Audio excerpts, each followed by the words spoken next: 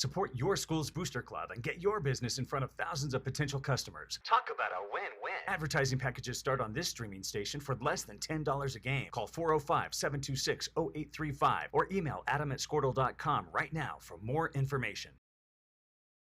Blazer Bling offers... Coming to you live from high atop Warrendale Stadium. I have to my right Warrendale. How about that?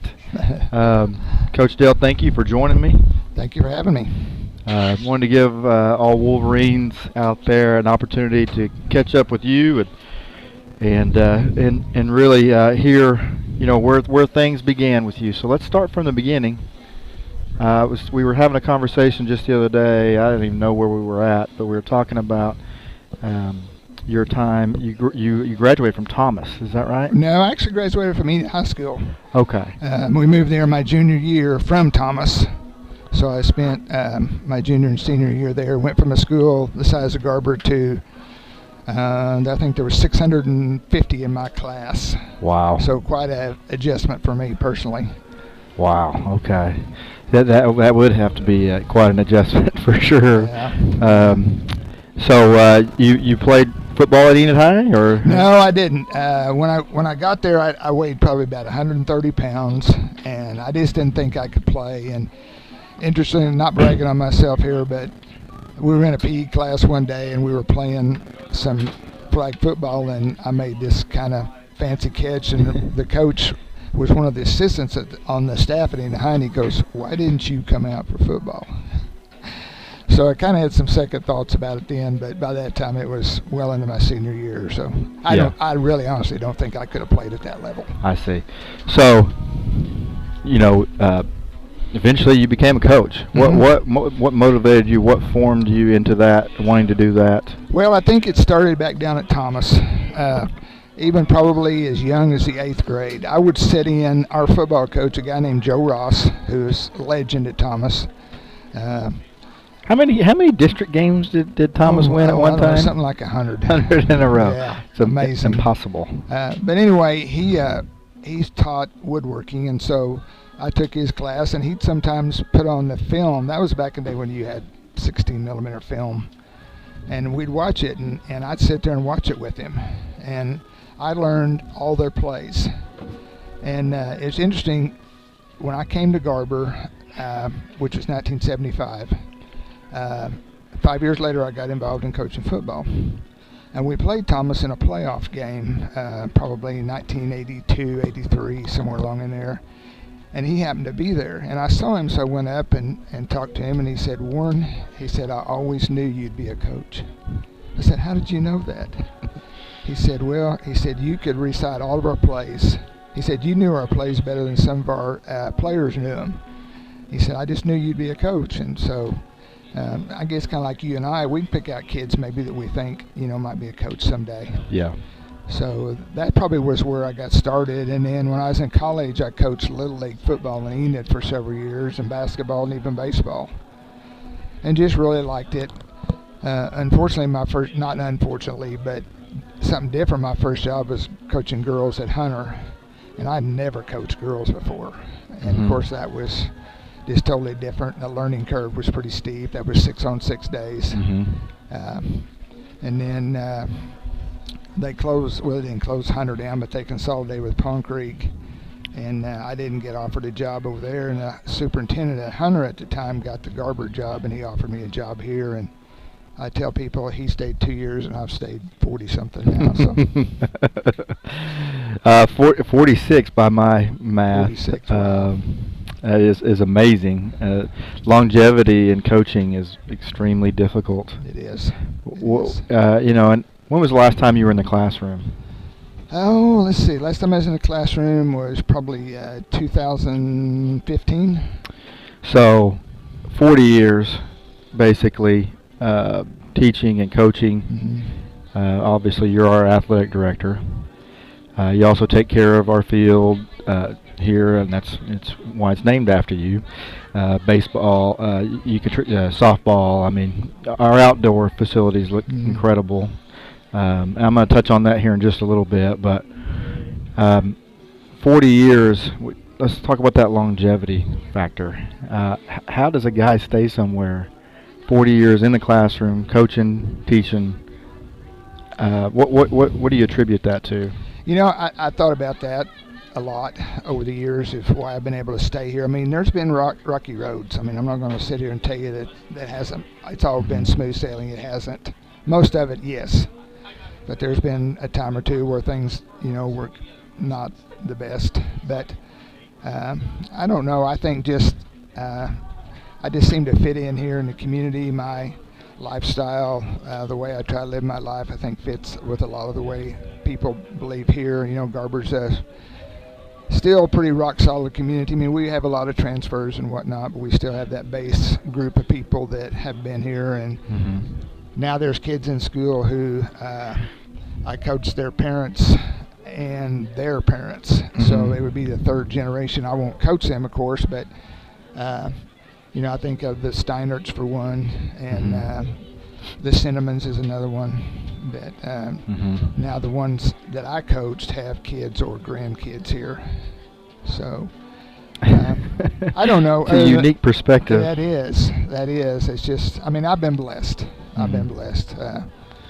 I've had a couple opportunities to leave, but I just didn't think it was the right move at the time, and I'm glad I stayed. That longevity, I think, equates to people trust you, and you're our mayor. Been on the city council, town council, and now you're our mayor. Anything that you've learned over the years in education that helps you in that capacity? Yeah, I think so. I think one of the things that and you've helped me on several different issues, and just kind of watching how you handle the staff. I mean, we don't have near the size of staff at the city that you have here, but just kind of watching you and the other administrators that I've worked under, kind of how they handle certain things has helped me in that perspective. Learning to kind of roll with the punches when you need to roll with the punches, and stand up when you need to stand up, and not let every phone call just totally upset you, and realize that kind of like in the school business, people don't understand how we have to operate at the city, particularly financially. They think you can just, if you want to do something, you just write a check and do it, and that's not the way it works. Right. Have to follow state laws, and there's a book, thick book of city codes that we have to follow, and so you just, you can't just do everything you'd like to do sometimes, because it's not allowed by the state law or by city codes. But yeah, I've learned from watching you and others that how they handle people, particularly. Yeah. So we have made a lot of progress here in the town of Garber. I want to compliment you and the rest of the town council members. Been making some progress and able to achieve some things and make some forward steps here. I guess chiefly, I mean, we do have a police chief after not having one for a while. Right. Yeah, we have, and I appreciate the compliment. We have a good city council right now, and we're fortunate that money-wise we're in good shape. We're not rich by any stretch of the imagination, but we can do some things, and we have. Having Dollar General come to town has been a big boost to us, not only financially, but also that it just seems like there's more people around Garber.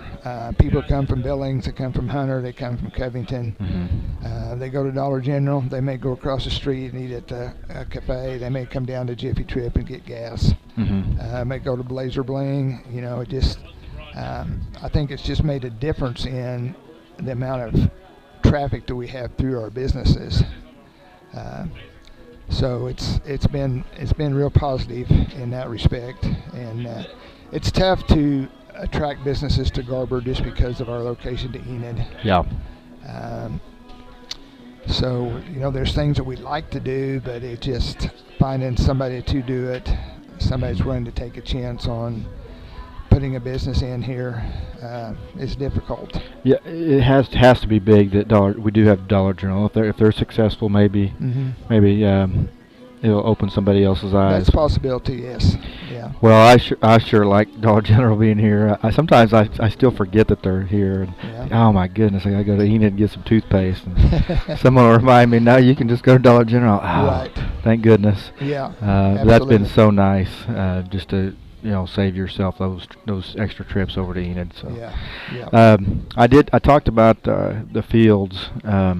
My goodness, this has to be one of the better years.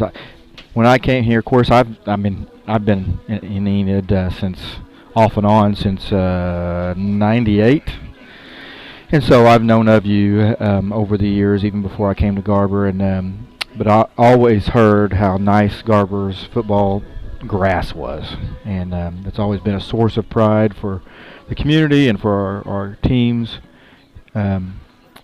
This has to be one of the better years. Is it? Yeah.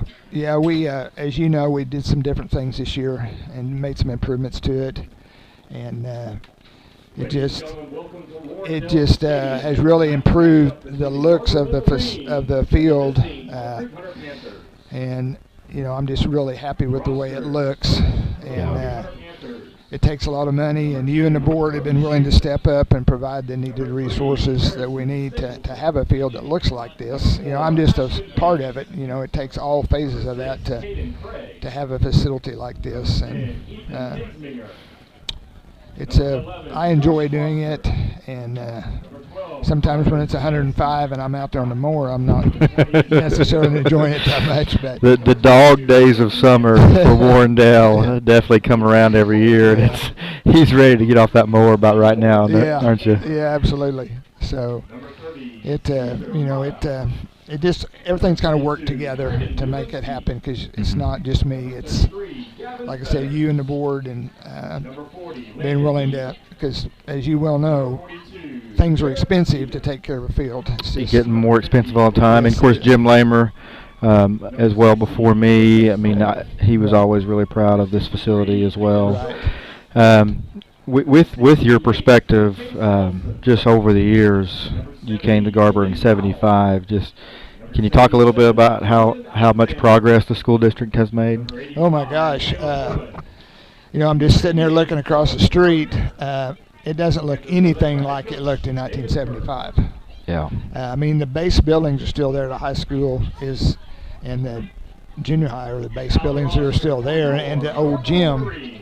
But of course, they all have new roofs and new facelift on them, and the insides, I guess everything is different, because the high school was done first, and then the new elementary was built, and then the junior high was redone just a couple of years ago. And then, of course, the new gym is just absolutely fabulous, and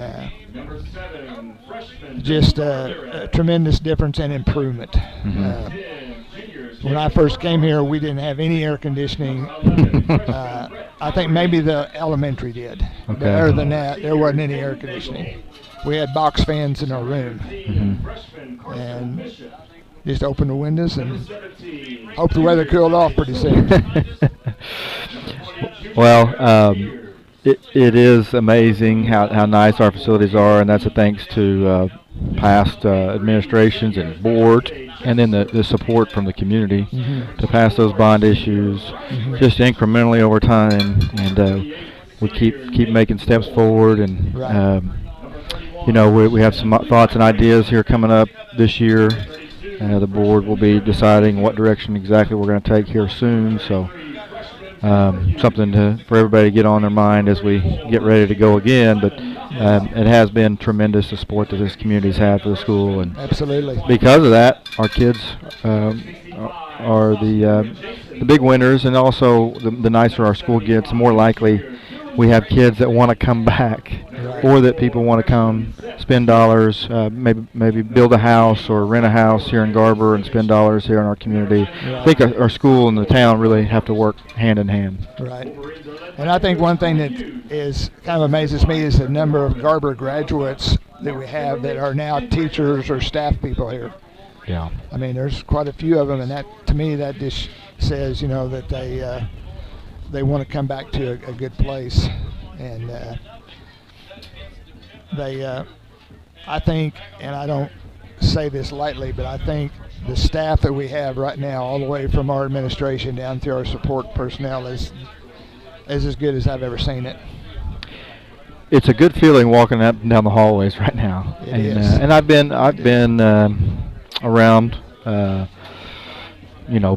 Bartlesville, Wasso, Grove, Enid. So I have some things definitely to compare to, but Garber is a special place. It's a special community. Kids are special. We still, our parents are special. We still kind of have an old school way of looking at things and behaving. And in today's society and world, it's refreshing to be around that for sure.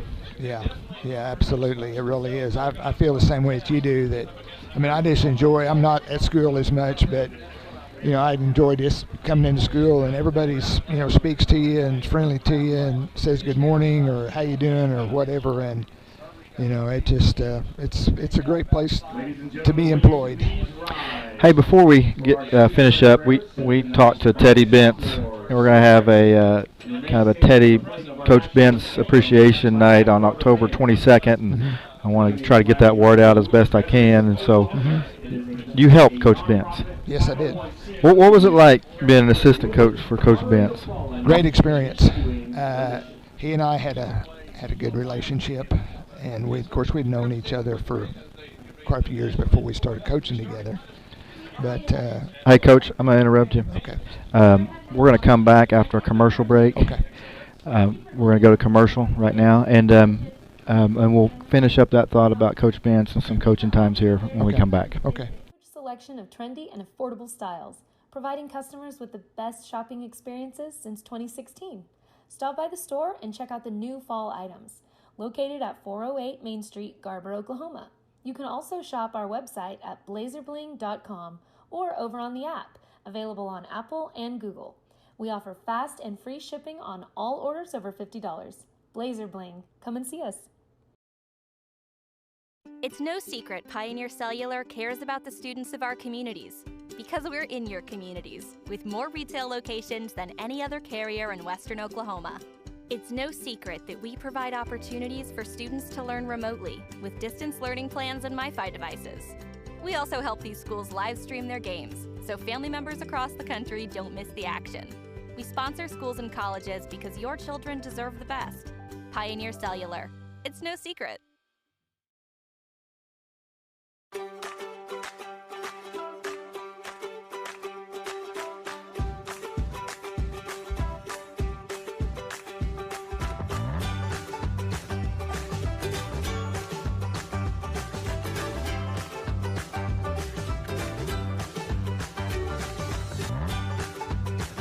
Stream with Oklahoma's #1 high school streaming service, Squirtle.tv. Find out more at squirtle.com/stream. Brian Bishop was born and raised in Enid and has raised his incredible family in the area as well. His youngest boys attend Garber Public Schools, which of course makes him an avid supporter of all Garber Wolverines athletics.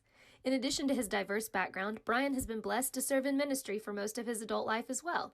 He is now thrilled to have the opportunity to join Blevins & Co. Realty and serve the great people of Northwest Oklahoma with all of their real estate needs. So contact Brian Bishop today at 580-297-50. All right, we're back. We just stopped for our student-led prayer and our national anthem by that Garber band led by Zach Fisher. They sounded great.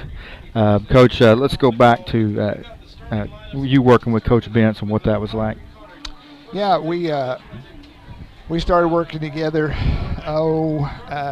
in the late 80s, and then he kind of got out of it for a while, and then I think along about 93 or 94 he came back as the head coach and asked me to be his defensive coordinator, and we worked together from 93 through the 98 season where we won the state championship, and he decided that he was going to give it up, and I went 2 more years with Coach Harmon. But yeah, those great years with Ted Bentz were just, it's just a joy because him and I kind of thought alike about a lot of things in football, and he gave me a lot of freedom as defensive coordinator to kind of do things the way I wanted to do it, and it just all worked out. And that '98 year was just so special.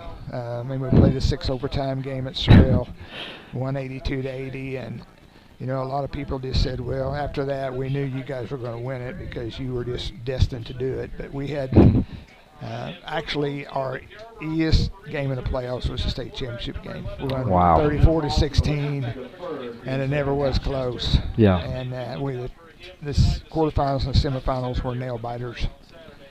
And but yeah, Ted was just great to work with, and I've always cherished those years. Well, it had to be a blast. I love hearing stories about that year. I've heard a lot of them, and every year I hear something a little bit new about that season. It's awesome that you got to be a part of that, and you've also been around several state finals. I mean, we 2 more state titles in football, 4 state finals appearances in boys basketball, state tournaments from the girls semifinals here and there. I mean, you've seen a lot of good athletic events here at Garber. Absolutely. Great career as our athletic director as well. And anyway, appreciate everything that you do for Garber Public Schools and as well as for the town of Garber. Thank you. Appreciate you, Coach. Thanks for coming on with me. You bet. Thank you for having me. Yep. Dr. Matt Dieselhorst at Dieselhorst Sports and Orthopedics can help you get game day ready. Dr. Dieselhorst works with athletes of all ages, taking a coordinated approach to accelerate return to play and maximize athletic performance. His work with pros in sports training, injury prevention, bracing, functional rehabilitation, and imaging works seamlessly with his medical and surgical expertise. Get started by going to Dieselhorst Sports and Orthopedics. Let Dr. Matt Dieselhorst get you back on the field, backing all Oklahoma athletes on the field and off.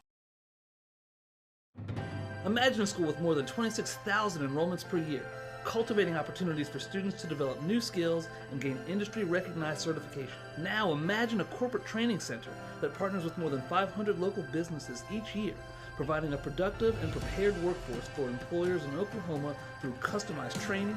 Now, imagine a community resource who believes our business thrives when our community thrives. We aren't just the local Votech, we are Autry Technology Center. Garber Co-op, serving the communities of Garber, Fairmont, and Covington, knows how important high school sports is to the community and is excited to help sponsor this contest.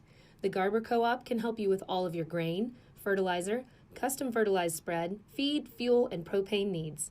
Visit the Garber Co-op today or call us at 580-863-2292. The Garber Co-op salutes all of the coaches, athletes, and cheerleaders who make the commitment to make high school sports great. At Maples Nixon Dieselhorst, we've helped a lot of people, and our goal was to treat each and every person like a friend. And as a friend, we've got your back always. We understand what you're going through. Being lawyers is what we do, but it's not all that we are. We care. We'll stand beside you throughout the entire legal process, not just as lawyers, but as your friends. We are Maples Nixon Dieselhorst, and we are here to help.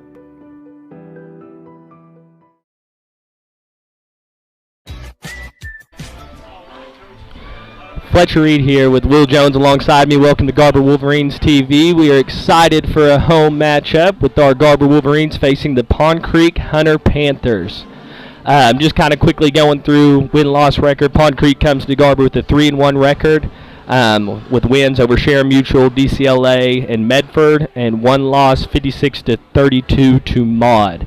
Whereas your Garber Wolverines have had a strong start to the season, to say the least. Been exciting to watch, been exciting to call, with a 3-0 record with wins over Wacomas, Depew, and Coyle. Wacomas scored 54-8, Depew 50-0, and Coyle went to Coyle last week and beat them 50-0 as well. Been exciting to watch, hadn't it? Yeah, Wolverines have been sharp, and we kind of talk about it every week, but the question mark was, how those young guys follow the veterans' lead of Ty Chester, David Nagel, and Carson Skuvanek, and among others. But would they be able to step into the big time, under the lights on a Friday night and perform? And the answer is so far, yes. Yeah, come out super strong. I feel like we mention it every week, but after last week. Another strong showing by freshman quarterback Brett Howery.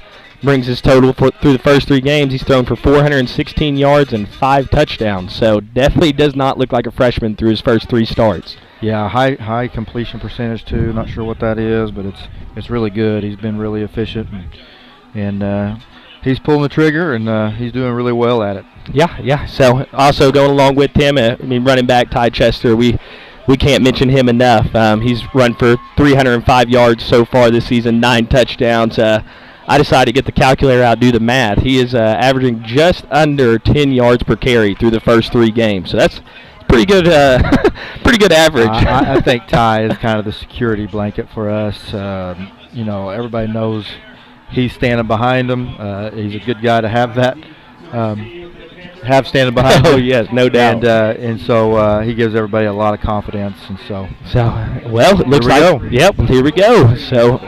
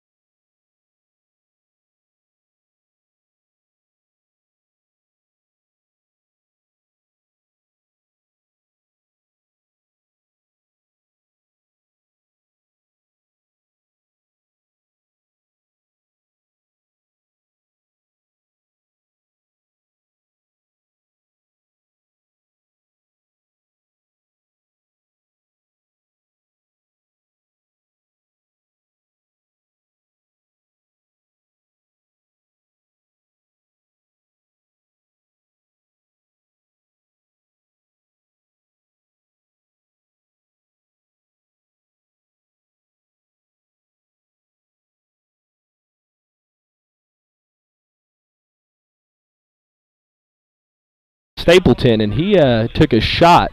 He did. Great defense there by the Wolverines. I was a little bit distracted. I didn't get to see who laid that lick. Mark Bishop. Okay. Yeah. Nice.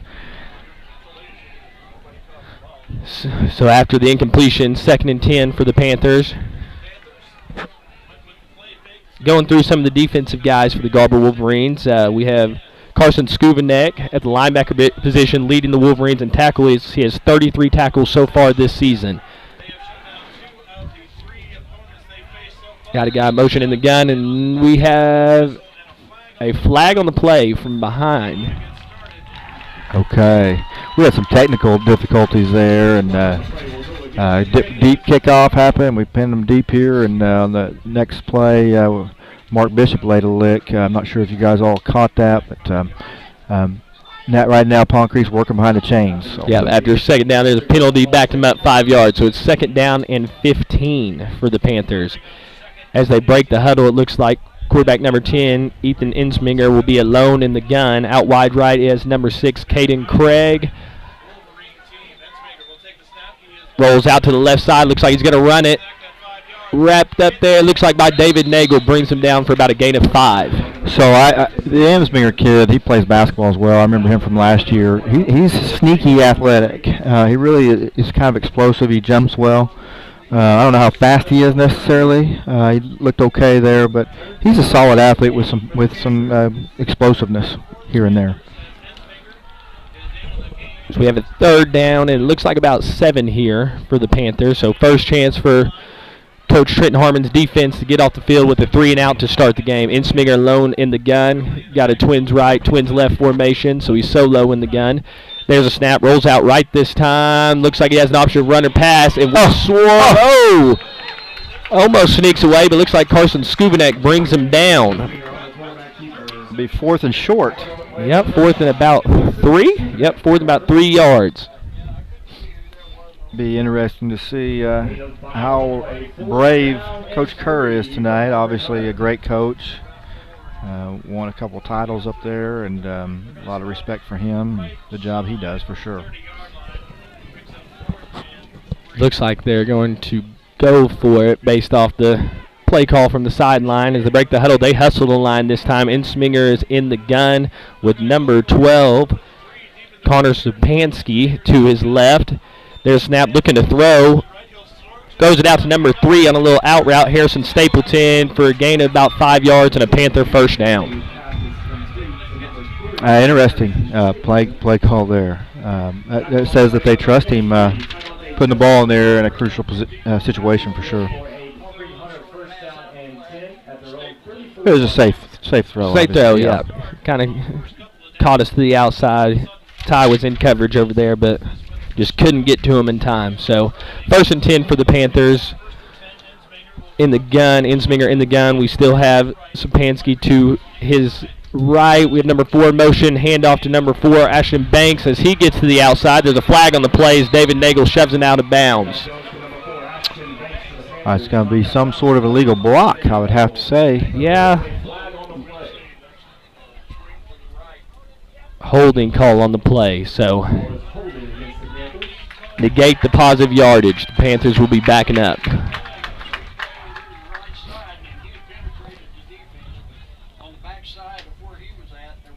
Bring us to 1st and 20.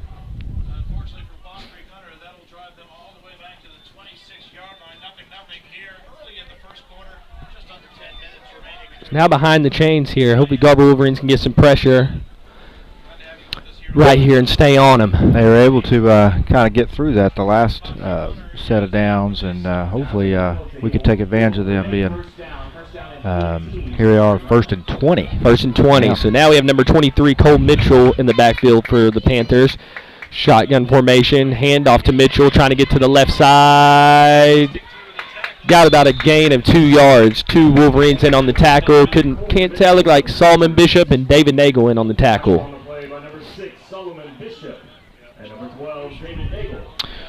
David was closing quick there, and obviously a senior leader, good young man. Also can lay a hurting on a guy. Yeah, he's done it quite a few times so far this season. Has 25 tackles on the year so far from the safety position. Break the huddle. Got twins left, twins right. Insminger alone in the gun. Called number 11, Josh Foster in motion. Hands it off to him. Cuts upfield. And looks like Skubanek. Nagel in on the tackle, as well as, is that Hoops in on the tackle as well? Yeah, I believe it was. Yeah. Got to love that. Swarming in the football. 3 guys in on the tackle. So that'll bring a 3rd and 13. We're getting good penetration. We've had opportunities to maybe get a tackle for loss there, just barely missing. See if we can continue to do that. On 3rd and 13, Insminger again alone in the gun. Have twins right, kind of got a wing back look, and then 1 wide left. On the snap, draws back to throw, curl route, pass outside, making a few moves, and he is shoved out of bounds. Bring up about a 4th and 6. Well, they're going to go. Yeah, I would assume so. And seems like number 3, Stapleton, Harrison Stapleton. He on 4th down a minute ago. He's got to keep your eye on there on 3rd down. So he may be revealing himself as kind of their go-to guy in these situations. Another chance for the Garber Wolverine defense to get off the field. Insminger is in the gun with looks like Cole Mitchell to his right. Number 6, Caden Craig to his right side, and there's a whistle.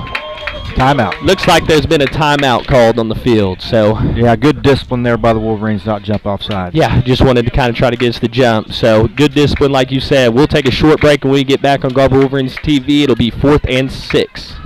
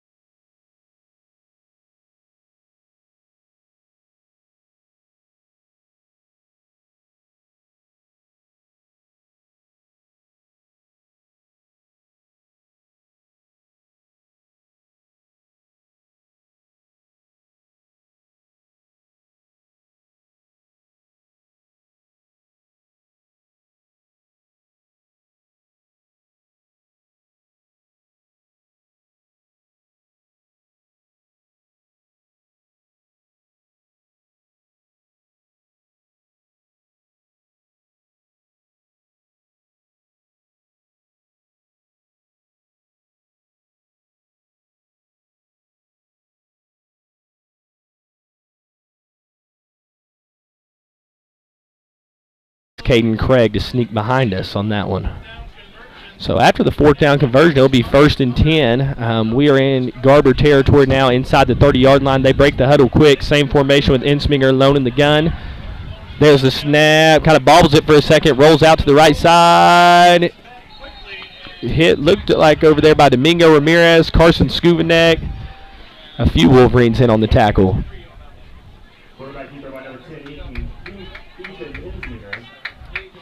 First time they've been able to get ahead of the chains on 2nd down.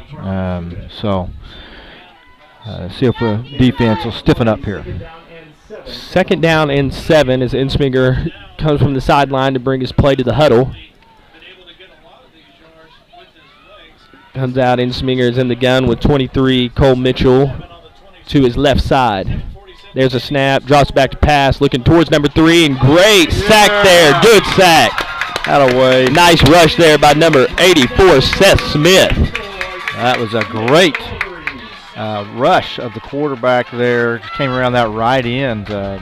Speed rush. Yeah, was there in a hurry. It looked like he was looking again for Harrison Stapleton. By the time he looked that way, Seth Smith was already in his face. Great job by the freshman. So another opportunity here. Let's see if we can stay on him. 3rd and long situation. Seems like they're just trying to get half of it in this situation the past few times. So Ensminger is in the gun again. 23 to his left side, looking towards Stapleton. Oh, that catch with the pick. He's got room to run, and there he goes, ladies and gentlemen. Touchdown, Garber Wolverines. Great job, Ty Chester. Yes, man. Ty jumped out there.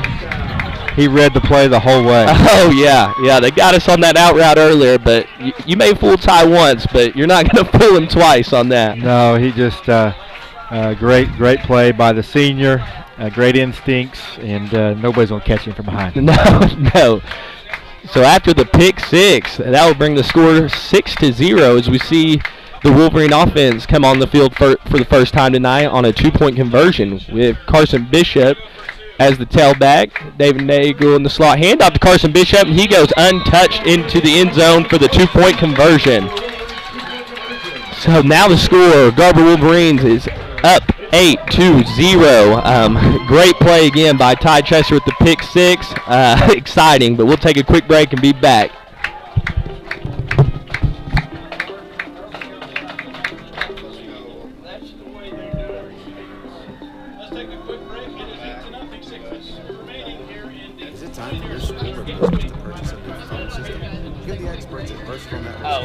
In most cases, we can provide a phone system with regular phones for less than your current monthly bill.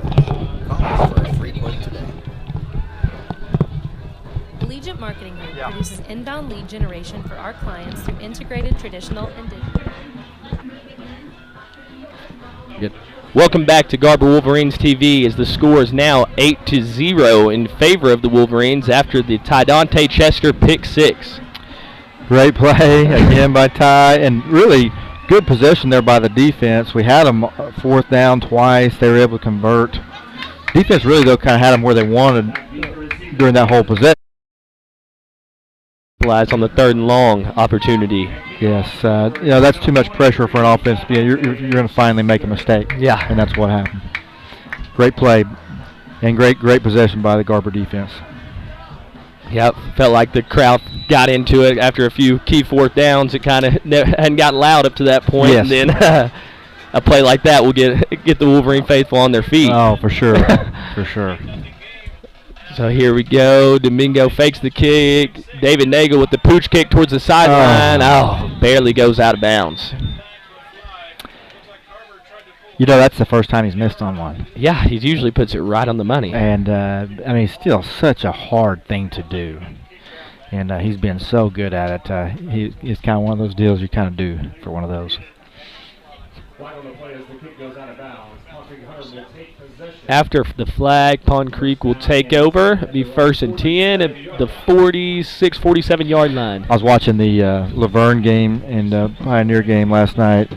with the thing about these onside kicks, the worst thing that can happen is, they've got the ball at midfield or the 45 or whatever. Last night they had that great kickoff return. Yeah, Laverne did. That running back broke that 6-7 tackles. Talented. Say he's a freshman too. Yes. Mm-hmm. So Insmir's got Lone back in the backfield. Number 4 makes a few moves and gives the Panthers a first down. Ashton Banks with the first down for the Panthers. Got some scat back type kids back there. Good quickness. Not real big. Not gonna run you over or anything, but use those guys effectively. Coach Kerr will find a way. So after the first down, they'll bring it to 1st and 10 at the 41-yard line. Pond Creek in Garber territory. Break the huddle there again with the single back formation. Insminger under center. Gets low, hands off to number 11, tries to get to the outside, and is tackled by 3 or 4 Wolverines on the play. Didn't see the penetration that we've been seeing the last couple of plays. I don't know if an adjustment's been made by the Panther coaches, but let's watch here the defensive line, see if we can get some push up front again.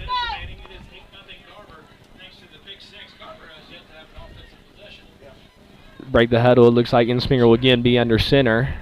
That's kind of been a different look for them this possession so far. Cole Mitchell as a tailback calls number 11 Foster into motion, and we have a flag on the play.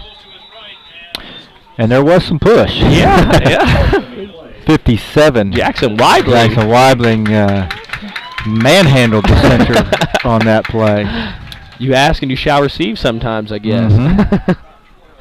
I'm going to keep asking for that punt to Mark Bishop tonight, too. Yeah. After the false start, it'll bring the ball back, make it a 2nd and 11 for the Panthers. So like I just mentioned, it seemed like they were more in the gun that first possession. Now Insminger's getting under center, more of a tight formation, ran the ball a few more times. Looked like they're about to go play action on that last play before the false start. As I say that, they come out in the shotgun formation, twins right. Stapleton out by himself to the left side. It looks like there's a little movement up front. Tried to get the ball out quick right there, intended for Josh Foster, but after the incompletion, he'll bring up a 3rd and 11 for the Panthers. That was David Nagel was closing in quickly on that one. I don't know. He disrupted the timing there a little bit, hurried him, Insminger. 3rd and long situation, kind of near the same situation as earlier when 3rd and long when they tried to throw an out route to Stapleton and Ty jumped it and took it to the house. So we'll see what happens right here on 3rd and 11. Rolls out to the right side, looking to run. Insminger cuts up field. Great job there looks like by both the linebackers, Skubanek and Chester. Yeah, it looked like he might have something there, and they really shut down that little alley that Insminger thought he had and lowered the boom on him.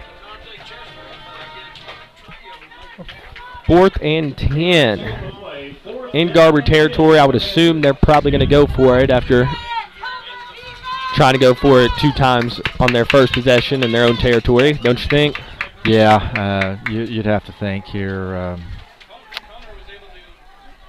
Maybe watch them trying to get us to jump off sides early here in the play clock. Well, actually, they're running out of time here. So 2 on the play clock. There's the snap, gets it off, looking towards Stapleton. Now he rolls out left, doesn't have anyone to throw to as of now, and Skubanek in on it. He's running for his life. There's a bunch of Wolverines in the backfield and brings him down with the big sack. Turnover on downs. Your Garber Wolverine offense will get its first possession. Really impressive start to the game by the defense. We've had them on the ropes, 4th down a couple times. They were able to get conversions, but that time with Ty's play the possession before, but then they're on down, shut the door on them. Yeah, there's 3 or 4. You asked for a little push and pressure, and all of a sudden, next 3 plays look like we got it. So trips right formation for the Wolverines. Howery calls Ty Chester in motion, hands it off to him. Oh! Gets a gain at 2. Pretty good tackle there by Sapansky. Number 12, I think, was His nightmare came true for last night. He didn't sleep last night thinking that might happen, and it's really a mismatch there on the edge with Ty Chester coming around the end. Carson Bishop subs in at tailback. Have Solomon Bishop out wide, or in the slot. David Nagel out wide left. Got Twins left. Skubanek from that tight end position. Gets the call from the sideline.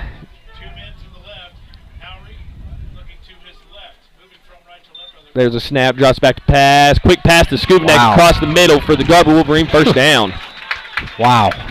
Really nice throw. Just quick and on a line. On the money. Very impressive.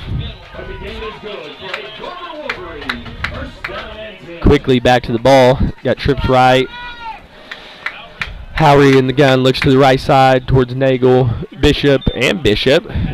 Oh, tries to roll out, tried a little bubble route there to Carson Bishop, but incomplete.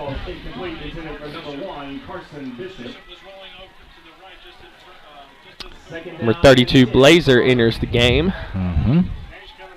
As Solomon Bishop heads to the sideline. David Nagel wide left. Blazer in it, looks like a fullback type position. Carson Bishop is the tailback as Brett Howery in the offense looks towards the sideline to Coach Hughes in the play call. I'm going to watch Blazer this time. That young man will hit you. There's a snap, handoff to Carson Bishop, and just not much room to run. Handoff goes to number 1, Carson Bishop, met at the line by a host of Panthers. Brings up a 3rd and 12 for the Wolverine offense. Solomon Bishop re-enters the game. Skubanek re-enters the game. Twins left. Skubanek on the right side at the tight end position. They check their bands, get the call from the sideline. Carson Bishop is the tailback. Brett Howery on the snap. Gets it quickly to Solomon Bishop. He's looking for room to run. Gets about a gain of 4 or 5 yards. Yeah, it looks like it's going to be 4th and 6. Maybe a little more. Yeah, 4th and 7, so 4th down opportunity. Quickly gets the play call from the sideline. Same formation. Howery's waiting for the snap. Jackson Weidling snaps it to Howery. Drops back to throw as they go back to pass. Looking downfield. Throws it up. 50-50. Oh, and a great catch by David Nagel. Impressive again by the freshman quarterback. Jump pass, a la Tim Tebow. Put it where only Garber, David Nagel, could catch it on the correct side of the defense. So, wow, that's all I can say. Yeah, that was a perfect pass, and sometimes you just got to give your receiver a chance when you have David Nagel out there. Same formation. Lyman snap to Howery. Handoff to Carson Bishop, and he's immediately brought down by 2 or 3 Panthers in the backfield. Yeah, good penetration there from the left side of the defensive line from Pond Creek. Ty Chester re-enters the game as Carson Bishop comes off to get a quick break. Got Twins left, Twins right formation. Howery alone in the gun, looking towards the sideline to get the play call from Coach Hughes. 2nd and 13. 12 seconds, about 10 seconds left on the play clock. Howery alone in the gun, looks to the left side, screen pass for Nagel as he looks for room to run, makes a cut upfield, gets a block from Ty Chester, gets the sideline, makes a few guys miss. Nice play. Be close to a first down for the Wolverines. Really well executed, good blocks. Line got out. Ty. Who was the first block? Actually, it wasn't Ty. Ty was the second one. It was number 99, Dakota Martin, I believe. Nice block there by Dakota to get that play going. Came from the line, so a little screen pass, and lineman worked hard to get out in front. 3rd and short. 3rd and short, more of a bunch formation for the Wolverines. Toss out to Ty Chester. Oh, great cutback by Ty Chester, and he will score. 12-yard touchdown for Ty Chester. Really not fair. Someone that big and strong to be able to cut on a dime. He just planted his left foot, changed direction. They had no chance of tackling him after he changed direction. Yeah, I thought there for a split second David Nagel was going to have to make a block to the outside, and Ty found the hole up the middle, and just with a quick cut, he was gone. On the 2-point conversion, got a similar formation for the Wolverines. Carson Bishop comes in. Gets play call from the sideline, got a little motion. They're looking at their play cards. Score now is 14-0, pending the two-point conversion attempt by the Wolverines. Got 10 seconds left on the play clock, so plenty of time still to get the snap off. Here's a snap to Howard. He looks to pass, and he's got Skuvanek was a little open over the middle, but they brought some pressure. So after the rush throw, the two-point conversion is unsuccessful, but the Wolverines are up 14-0 after the first 3 possessions of the ball game. We will be back shortly on Garber Wolverines TV. Campaigns. We continuously develop new strategies, tactics, and productive efficiencies so you can reach your target market and get a measurable return on investment. This fast-paced world demands for your products and services to be presented at the moment your buyers need them. Targeted and innovative marketing creates your success. Call AMG today, your marketing partner. Support your school's booster club and get your business in front of thousands of potential customers. Talk about a win-win. Advertising packages start on this streaming station for less than $10 a game. Call 405-726-0825 or email adam@squirtle.com right now for more information. Blazer Bling offers a huge selection of trendy and affordable styles, providing customers with the best shopping experiences since 2016. Stop by the store and check out the new fall items. Located at 408 Main Street, Garber, Oklahoma. You can also shop our website at blazerbling.com or over on the app, available on Apple and Google. We offer fast and free shipping on all orders over $50. Blazer Bling. Come and see us. Welcome back to Garber Wolverines TV. After the Ty Dante Chester rushing touchdown, the score is now 14-0 in favor of the Wolverines over the Panthers. Wolverines are looking toward the sideline to Coach Dallas Hunt to get their play call. Tried the pooch kick once, kicked it deep one time. We'll see what Coach Hunt has drawn up for the third kickoff of the game. Ty Chest raises his hand. Domingo fakes it, and David with kind of a deeper pooch kick puts it about the 32-yard line, and fair catch was made by number 4, Ashton Banks. See, no return. There's really just no risk on our part there. And then there is a chance he doesn't catch it. Yeah. So those are calculated risks by the Wolverines. After the first 2 possessions for the Panther offense, no points on the board. Pick 6 by Ty Chester, and then a big gang sack, I guess is what you would call it, with 3 or 4 on 4th down the last possession. Yes, great start by the defense, and great start by Ty Dante Chester. Yes, number 4 Banks gets it on a little jet sweep play for a gain of about 5 yards. Seth Smith in on the tackle. 2nd and 6 coming up for the Panthers. Insminger comes from the sideline with the play call. Good looking crowd out here tonight at Warrendale Stadium, as we thought there would be. Yeah. For a rivalry game. Insminger under center with number 4, Ashton Banks, as the tailback handoff to him, and he is struck quickly there by number 75, Dylan Dalton. He was almost there to take the handoff himself. Great penetration by Dylan Dalton.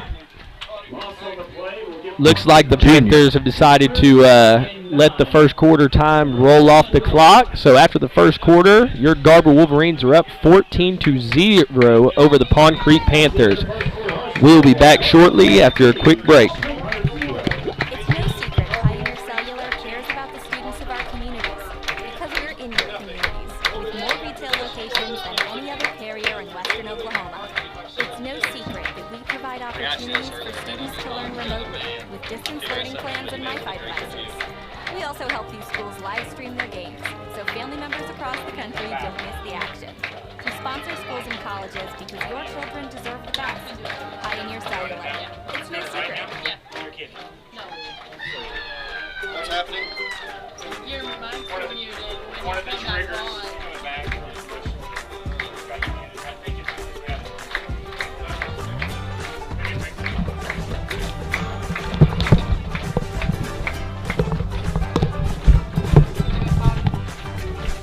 Sure.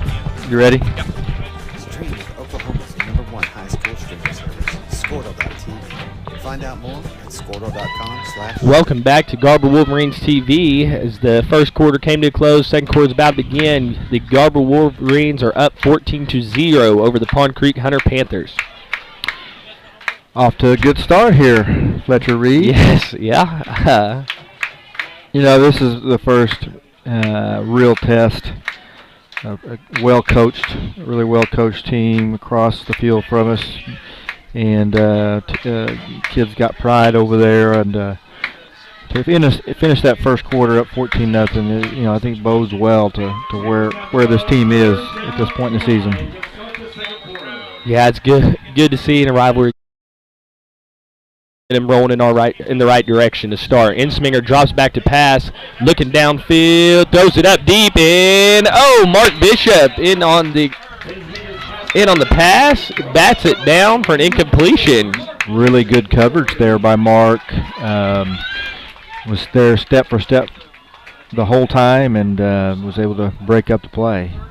He's close to becoming the receiver on that. Yeah, I thought for a second. Looks like they brought in some different guys, so maybe seeing the first punt of the night. Please. Please punt it. They're in a punt formation. Watch Mark Bishop back Watch deep. Them fake it. They're not going to give us what we want.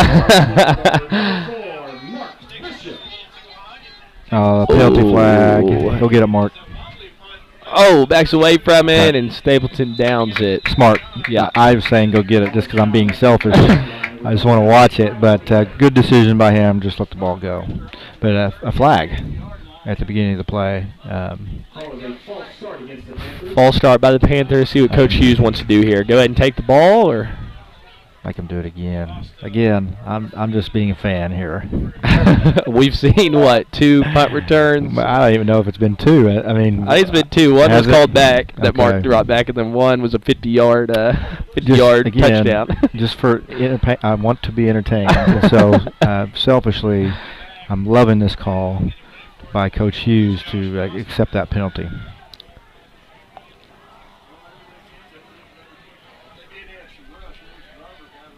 So after the penalty on the play, Pond Creek, Coach Hughes decides to accept the penalty, so Pond Creek will look to punt it here again.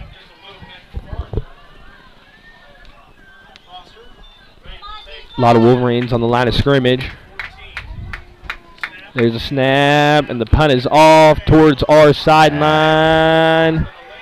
As it bounces, and it will be down about the 34-yard line. Pretty good punt. Kept it in the air long enough for coverage to get down there. Yep, good coverage. One of these nights, though. We'll see it. You thought about being selfish. I saw Mark backing up, and Salmon was right there. That'd been pretty tricky if he'd have just grabbed it out there. It would have been all eyes on Mark, and then there goes Salmon. Pick your poison. 1st and 10 for the Wolverines. Howery alone in the gun. Ty in the slot out left with David Nagel out wide right. Salmon Bishop alone to his right side, and penalty flag on the play.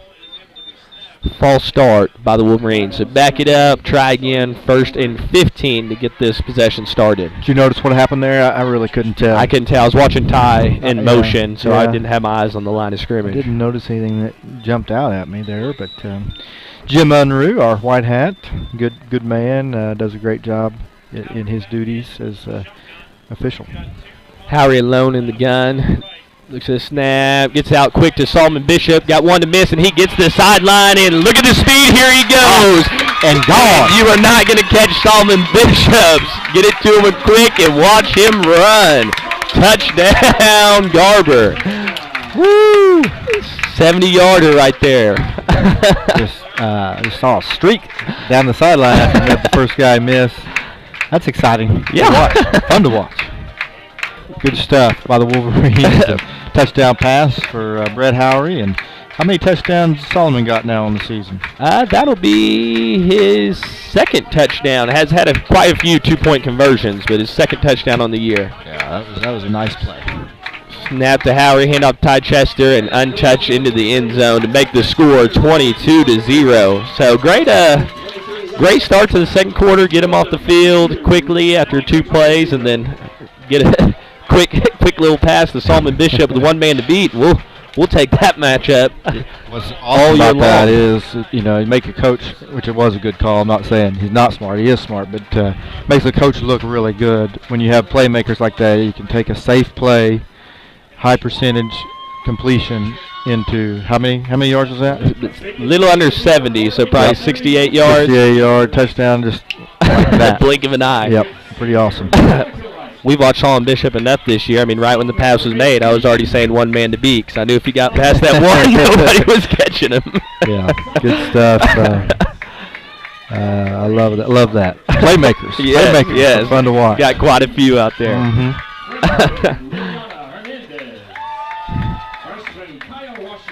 Well, introducing our cheer team this year, once again led by Mary Sloat.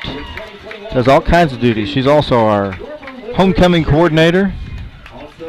All right there, that's pretty important. Yeah. Cheer, take care of all those 2 things, create a lot of headaches. Somebody that can take those 2 things and make them go smoothly. A special person. Kudos to her.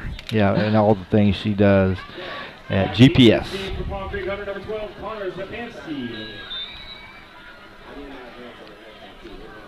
Wolverines looking towards the sideline, getting the call from Coach Hunt. You mentioned it earlier. You can tell Pond Creek's watched a little film on the special teams. They have 7 of their guys within 20 yards of the kickoff. They have to spend a lot of time on it. And Ty kicks it deep towards the sideline, takes a bounce. Good Garber bounce. Really Number nice 12 picks it up, cuts it back to the sideline, and gets Oh, no. Oh, how did he get out of there? You got it. He's got room to run. Thought he was going to be brought down, but he is gone. So number 12, Connor Sapansky with the kickoff return for the first Panther touchdown. Man, not a lie. We had him. Yeah, there's 2-3 guys in on the tackle. I thought he had one choice: get brought down or get to the sideline. He just kind of tiptoed it, and all of a sudden he was gone. Yeah, man. And here, Pond Creek's right back in it on a special teams play. Bring the score 22-6 as they get ready for the 2-point conversion attempt. Man.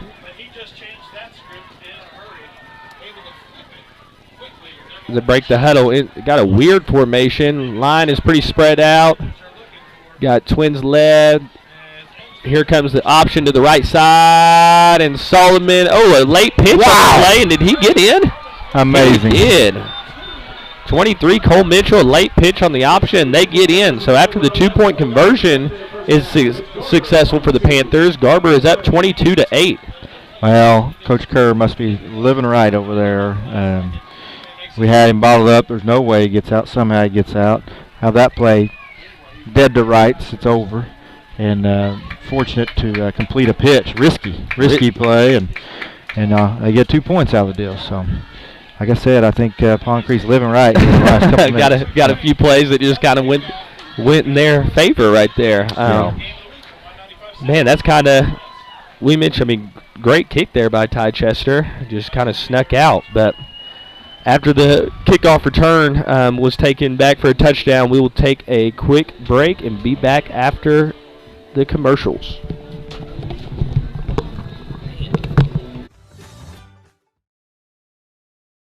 Brian Bishop was born and raised in Enid and has raised his incredible family in the area as well. His youngest boys attend Garber Public Schools, which of course makes him an avid supporter of all Garber Wolverines athletics.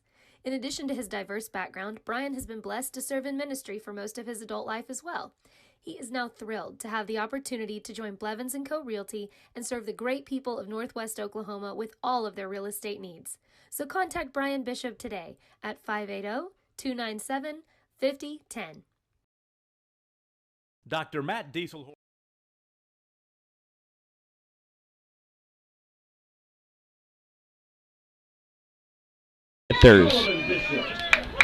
Back deep for the Wolverines are the Bishop brothers, Mark Bishop and Solomon Bishop. Number 50 for the Panthers, William David kicks a little squib kick on the ground, onside kick, and the Wolverines are on it. Yeah. Pretty good play by Nate Moore. Got on it quickly. Panthers tried to give the Wolverines a little taste of their own medicine. We were fortunate to get that one covered up. Wolverines will take over at the 40-yard line. Jackson Weidling at the center position, getting ready to go. Ty Chester at the tailback to the right side of quarterback Brett Howery. David Nagel looking towards Howery, giving a play call, looks like. Oh, got to get rid of it quick. Get to the Ty Chester, who gets upfield in a hurry, and he gets to the sideline. Breaks a few tackles for a gain about 15 yards and a Wolverine first down. That's a slick little play there. It just looks like Ty's kind of hanging out there to maybe catch a blocker, and then all of a sudden he turns around and bang, off he goes. Give him a little space and watch him work. Carson Bishop subs in for Ty Chester. He goes to the sideline for a quick breather. There's a snap, handoff to Carson Bishop. He makes a cut back upfield, breaks a few tackles. Hang on to it. For a gain about 8. Good run by Carson Bishop. He had a great game last week. He really did. At Coyle. Yep, he's off to a nice start here tonight as well. Yep.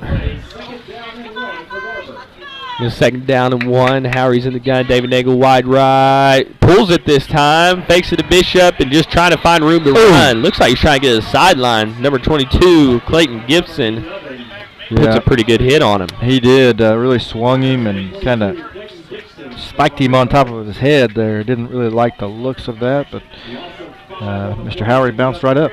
Think Tom Brady's running toward the sideline. He gets a penalty right there. Oh, for sure. For sure. That's automatic.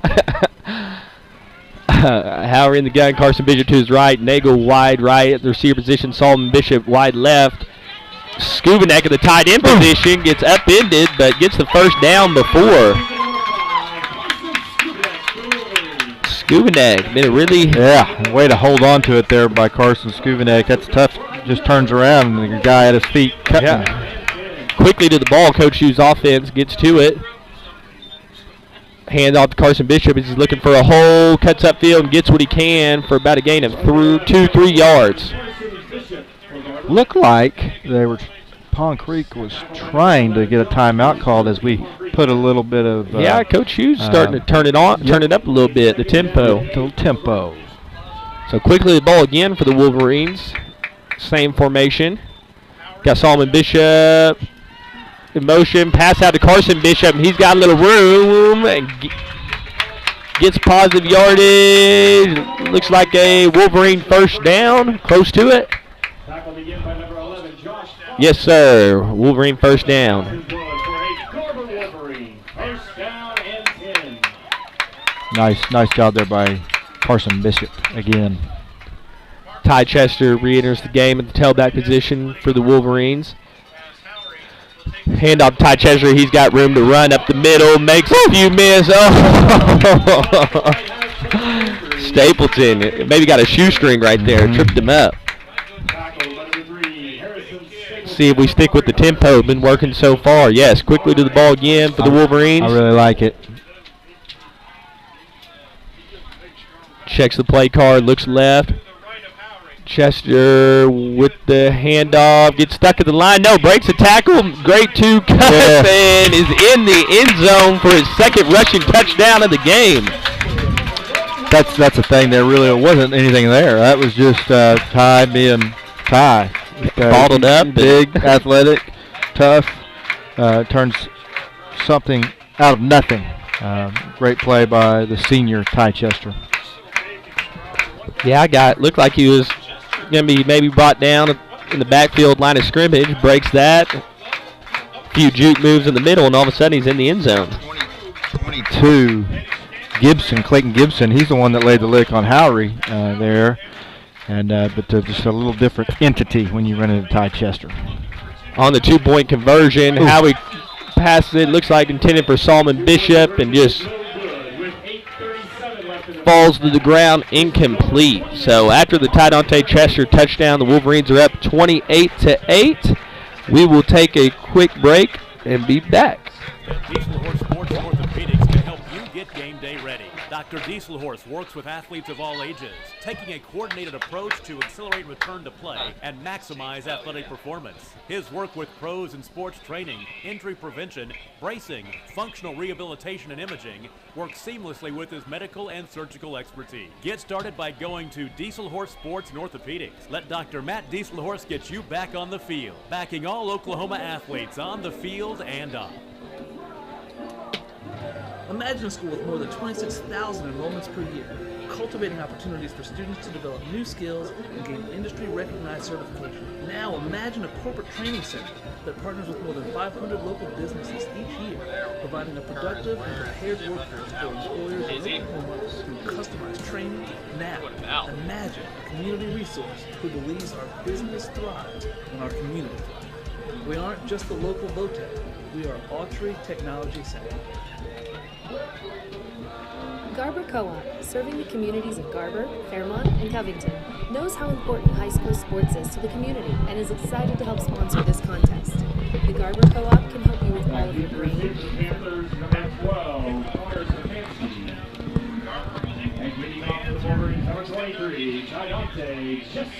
Welcome back to Garber Wolverines TV. Your score is 28-8 in favor of the Wolverines as Garber gets ready for the kickoff. Sapansky is back deep again for the Panthers. Took one back the last time. Fake by Ty, onside kick by Domingo, and it's on the ground. Yes! David Nagel jumps on it for the Wolverines. There we go.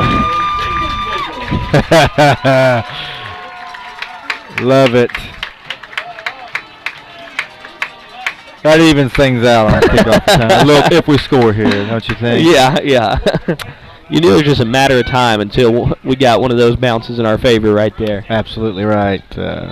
Great execution by Wolverines special teams and Coach Dallas Hunt. On 1st and 10, Howry is alone in the gun. Skubanek in the tight end position. We have Trips Wright, David Nagel, Solomon Bishop, and Carson Bishop. About the 44-yard line of the Panthers. Carson in motion, fakes it to him, and is looking out. Oh, flag on the play. Probably going to be a false start. Yep, false start against Garber, so they'll back it up 1st and 15. Our last 1st and 15, if I'm not mistaken, was when we just threw a little quick pass to Solomon Bishop and let him do what he does best right there. Yes. What, you think he was going to take that right direct snap? I don't know. He kind of stuck his hand up like he wanted. Looks like a little option. Pitch to Solomon looking for room to run, and there's nothing there on that one. Yeah, they read that the whole way there. Good recognition by the Panthers.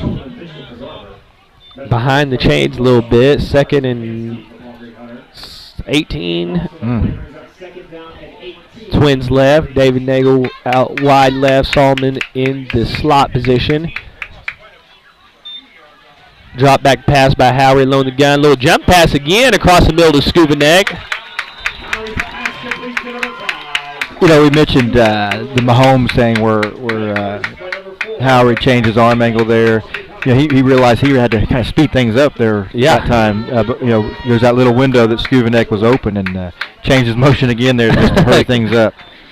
He didn't have time to wind it up. No, quickly got to him. And Skubanek does a really good job kind of finding the hole in the middle of the defense. Seems like he's always open. Howry in the gun again. Oh, got him with the hard count. As we were talking during the break last time about Howry. He's not robotic. He's kind of just playing, just balling out there. Yeah. And, yes, Craig, I just want to ask Lori Howry, our kindergarten teacher, if she just was secretly in junior high taking him to quarterback camps, or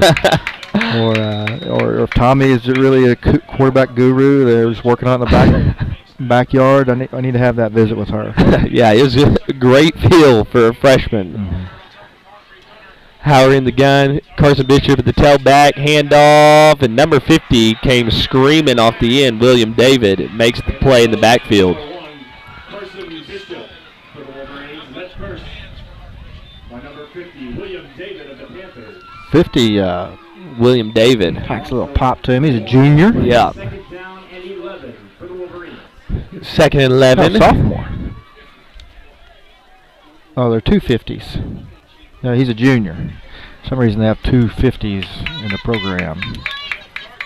There we go. Got Howie alone in the gun. Ty Chester in motion. Oh, looks like Cooper Hughes maybe. Yeah, you can tell he's upset with himself there. I see some NFL guys that happens to. Oh, yeah. So you shake that one off, young man, and here we go again. Going to a trips formation to the right side. David Nagel, Mark Bishop, Ty Chester, and then on the opposite side got Carson Skuvanek at the tight end position. Jackson Weidling at center, gets ready to snap the ball. Ty Chester in motion, fakes it to Ty. Quick throw to Carson and blocks it up front. Oh, man.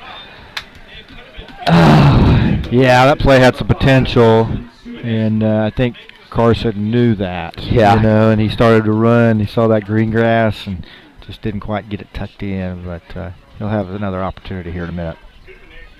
You see our line get out on that screen pass there? I may have gone for 6. 3rd and 16 for the Wolverines. Twins left. Drops back to pass. Looking deep downfield. Oh, overthrown and picked off by number 3 Stapleton. As he runs to the right side, gets the 40, the 50, and he has room to run. Jackson Weidling, can he catch him? No. So pick 6 as Stapleton intercepts it and takes it back for a long interception for the touchdown for the Panthers. Yeah, Ty was back there. I wasn't too worried initially that it was going to go the distance, and they were able to just get him. He ran over a guy, and the guy tripped him and paved the way for the long touchdown interception. After the long interception return for a touchdown, the score is 28-14. Stapleton with the pick 6 for the Panthers. Insminger breaks the huddle alone in the gun for this 2-point conversion attempt. 2 out wide right, 2 out wide left. There's a snap. Looks like he's trying to just run up the middle and is taken down. Nice defense. Yeah, good stand there. Number 75, Dylan Dalton, was the first one in on the hit. We're going to take a short break. When we get back, your Wolverines are still up 28-14 over the Panthers. Custom fertilized spread, feed, fuel, and propane needs. Visit the Garber Co-op today or call us at 580-863-2292. The Garber Co-op salutes all of the coaches, athletes, and cheerleaders who make the commitment to make high school sports great. At Maples Nixon Diesel Horse, we've helped a lot of people, and our goal is to treat each and every person like a friend. And as a friend, we've got your back always. We understand what you're going through. Being lawyers is what we do, but it's not all that we are. If we care, we'll stand beside you throughout the entire legal process, not just as lawyers, but as your friends. We are Maples Nixon Diesel Horse, and we are here.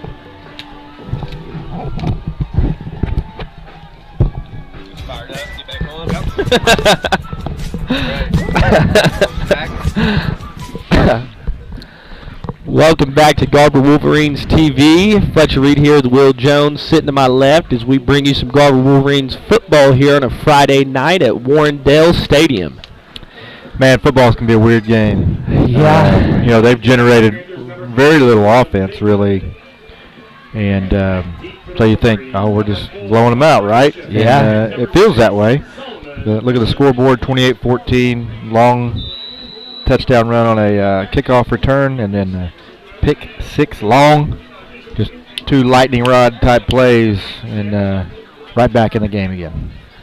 Squib kick again, and get on it, Nathan. Oh, I don't know if he got on it. Looked like he had it for a second. He did not. Man, taste of maybe a little bit of taste for old medicine. Just couldn't bring that one down. Yeah, that ball gets slippery. Nate Moore has the football. How is it?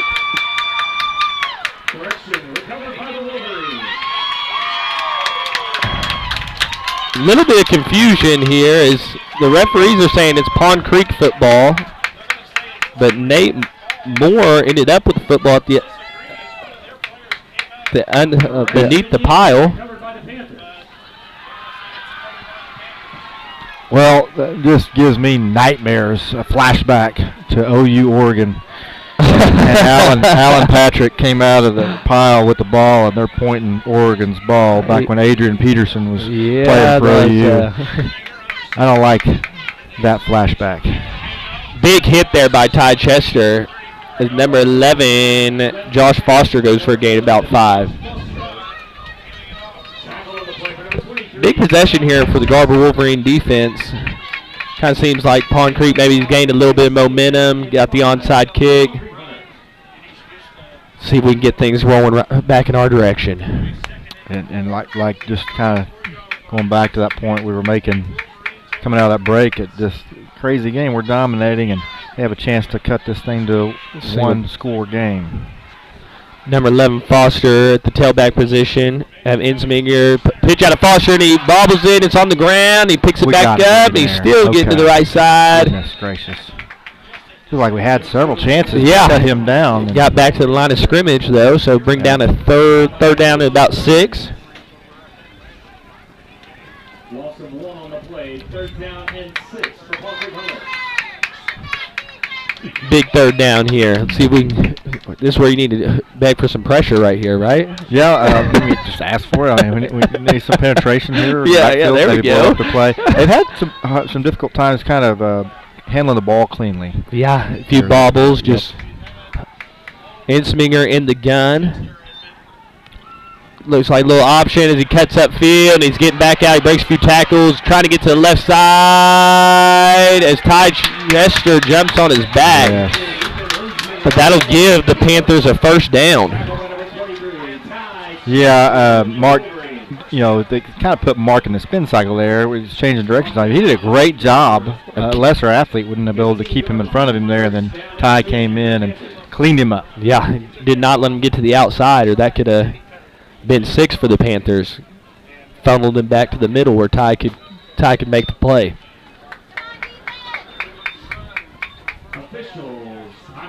Got official timeout. Not sure what for, but we'll be back after a short break as Pond Creek has entered the red zone in Garber Wolverine territory.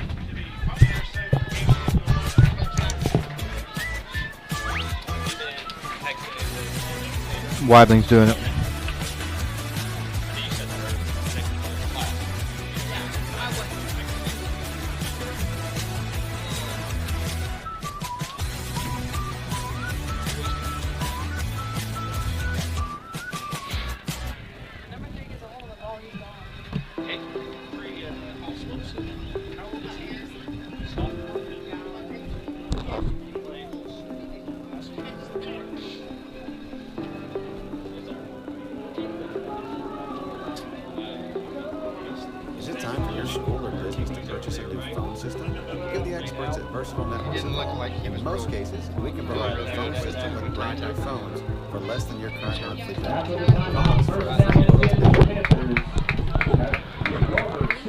Welcome back to Garber Wolverines TV. 1st and 10 for the Panthers. Number 2 has entered the game, Brody Schumann at quarterback, and now we have a Panthers timeout. And let's keep it here. I like that timeout by Coach Kerr. He has Sospansky coming in the game. What grade is that young man in? Sapansky is in junior. Then you have Insminger, the quarterback, junior. First time to handle the ball as quarterback after Insminger really came up a little stiff after being tackled by Ty Chester on the play before. So I think that's a good time out there by the coach. Yeah, kind of get things all settled in for the new quarterback. Gives Coach Harmon another chance to talk to his defense. Bend don't break opportunity right here for the Wolverine defense. Spansky a little quicker, where Insminger's a little more of a load. Yeah.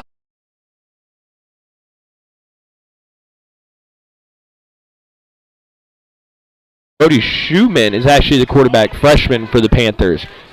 Gets under center, toss out to Banks. Oh, a little halfback pass, looking deep. Good coverage. It's up in the air. Oh, picked up by Domingo Ramirez. Yes, Domingo. Great play.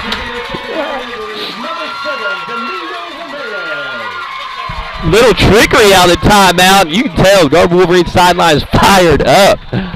Big play for the Wolverines. Domingo had just come in from Mark. Mark also was a little shaken up on the play before.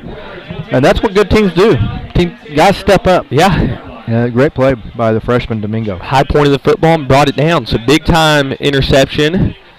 Seemed like the Panthers gained a little momentum, and now Garber will take over inside the 5-yard line. So long possession ahead. Got about 4 minutes and 16 seconds left until halftime. Got a little bit of a... Well, this would be a great way to cap off the half. Have a little adversity here with the kickoff return and pick six. But to go down 95 yards and put one in the end zone to cap this half would be a great way to do it, for sure. Howard in the gun. Ty Chester's a tailback. Pitch out to Ty. Grabs it with his left hand. Pretty good grab. Wow. Whew, that made me nervous for a second. Me too. Back there in the end zone. And that ball was dancing in the air a little too long on the wrong side of Ty's body. Gets a gain at 2. Brings about the 6-yard line. 2nd and 8. Howery in the gun. Chester to his right at the tailback position. David Nagel out wide right. Kind of more of a bunch formation. Only one receiver in. Fakes it by Howery. Face man. Nope. I thought the same thing.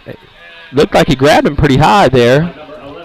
Sure did. That would have been a big call. Need a little help down there on the goal line. That would have gotten us out of a bind there, field position-wise. Yeah, 3rd and 10 for the Wolverines on their own 5-yard line. David Nagel still out wide right. Howard in the gun, looks to the right side. There's a snap. Little out route by Nagel. Good pass. Right on the money. Nice move, David. Move, and a Wolverine first down. Give us a little breathing room. Oh, Dave, with the moves there. That was really a nice little juke to the inside and got him going down the sideline. Nice play. A little over 3 minutes to play in the second quarter. After the first down, Garber probably can open up their playbook a little bit more here. Makes me feel a lot better, I know that. Yeah. Twins right. Handoff, Ty Chester gets hit in the backfield. That was a late hit. Come on, stick on him. Can't do that.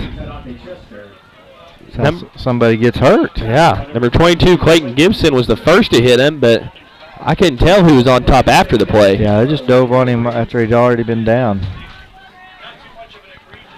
Well, hopefully that makes Ty mad. Drops back to pass, looking to the right side. There's Nagel there again. Oh, another smooth little cutback. Barely caught him. Yeah, I got mad. 23 for Garber. Did not treat 23 for Pine Creek. Real nice there. Great blitz pickup. Ty just laid him out. After the completion, it'll be 3rd and 1.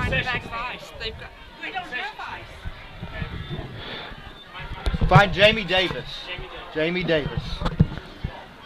Howard alone in the gun. Ty Chester in motion. There's a snap. Handoff to Tom on the right side. Howard takes a little bit of a shot in the backfield. Looks like got enough for the Wolverine first down. You called it earlier on after the little bit of a late hit that Ty was gonna kind of. I am gonna go back and watch that after the game. It's nasty.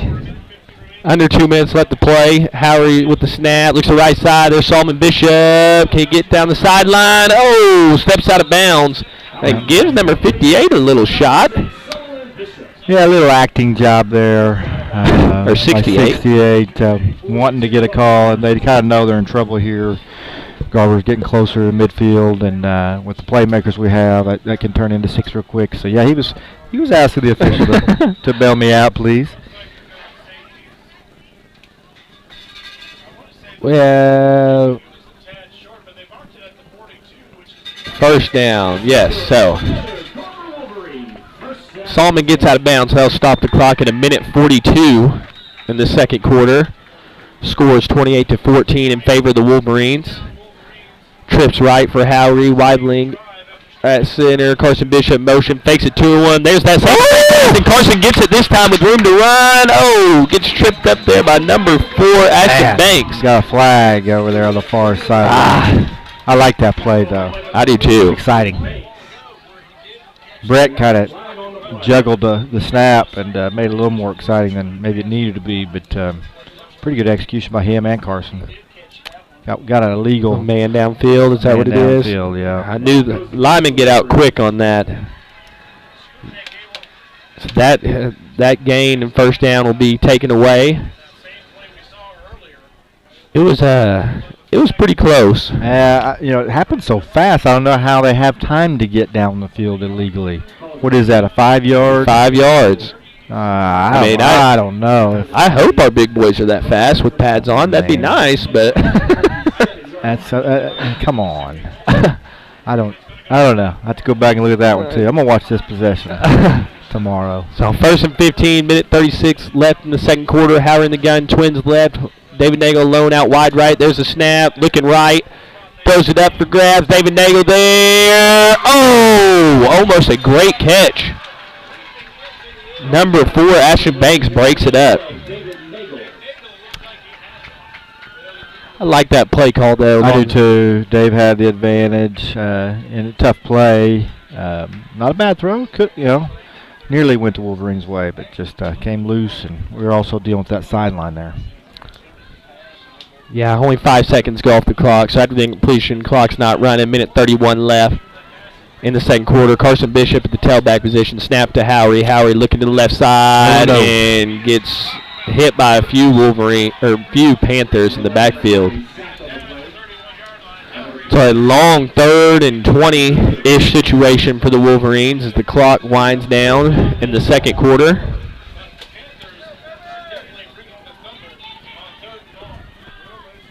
Looking towards the sideline. Wonder if Coach Hughes will slow it up a little bit right here. Howard in the gun. Bishop to the right side. Gets pressured again and got dropped again for a loss of about 5 to 10 yards. So that'll be a 4th and long situation, and I would think, Pond Creek will call a timeout. So we will take a short break, but when we get back, it will be 4th and long for the Wolverines with 41 seconds left to play before the half.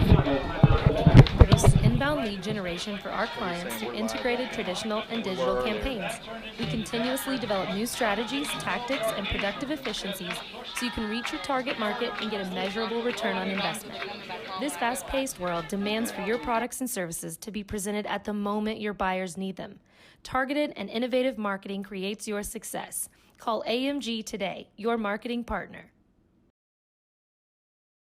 Support your school's booster club and get your business in front of thousands of potential customers. Talk about a win-win. Advertising packages start on this streaming station for less than $10 a game. Call 405-726-0835 or email adam@squirtle.com right now for more information. Blazer Bling offers a huge selection of trendy and affordable styles, providing customers with the best shopping experiences since 2016. Stop by the store and check out the new fall items. Located at 408 Main Street, Garber, Oklahoma. You can also shop our website at blazerbling.com or over on the app, available on Apple and Google. We offer fast and free shipping on all orders over $50. Blazer Bling, come and see us.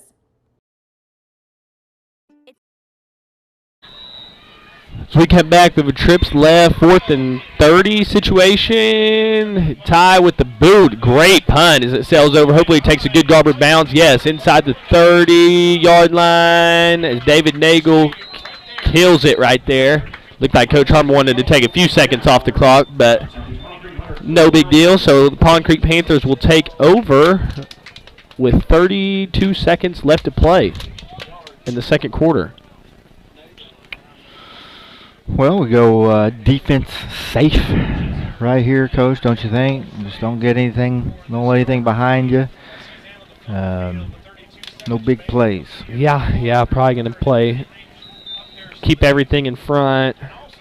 Did a good job on the trickery earlier with Domingo Ramirez. They tried to do a little halfback pass. We had someone back there. So we still have Schumann in at the quarterback position. Handoff to Ashton Banks as Mark Bishop comes in and makes a good hit right at the line of scrimmage. As the clock winds down here, you got to think Coach Kerr over at Pond Creek has got to feel good overall, considering what it could be, down 28-14 at the half. Yeah, we mentioned it a few times. It just seems like we're up more, but after a few explosive interception return and a kickoff return, Panthers get on the board and make the score, get 14 on the board, make the score 28-14 as we go into halftime. So we'll take a quick break since it's halftime. Thank you for listening to Garber Wolverines TV, and we'll be back for the second half. No secret Pioneer Cellular cares about the students of our communities because we're in your communities with more retail locations than any other carrier in Western Oklahoma. It's no secret that we provide opportunities for students to learn remotely with distance learning plans and MiFi devices. We also help these schools live stream their games so family members across the country don't miss the action. We sponsor schools and colleges because your children deserve the best. Pioneer Cellular. It's no secret.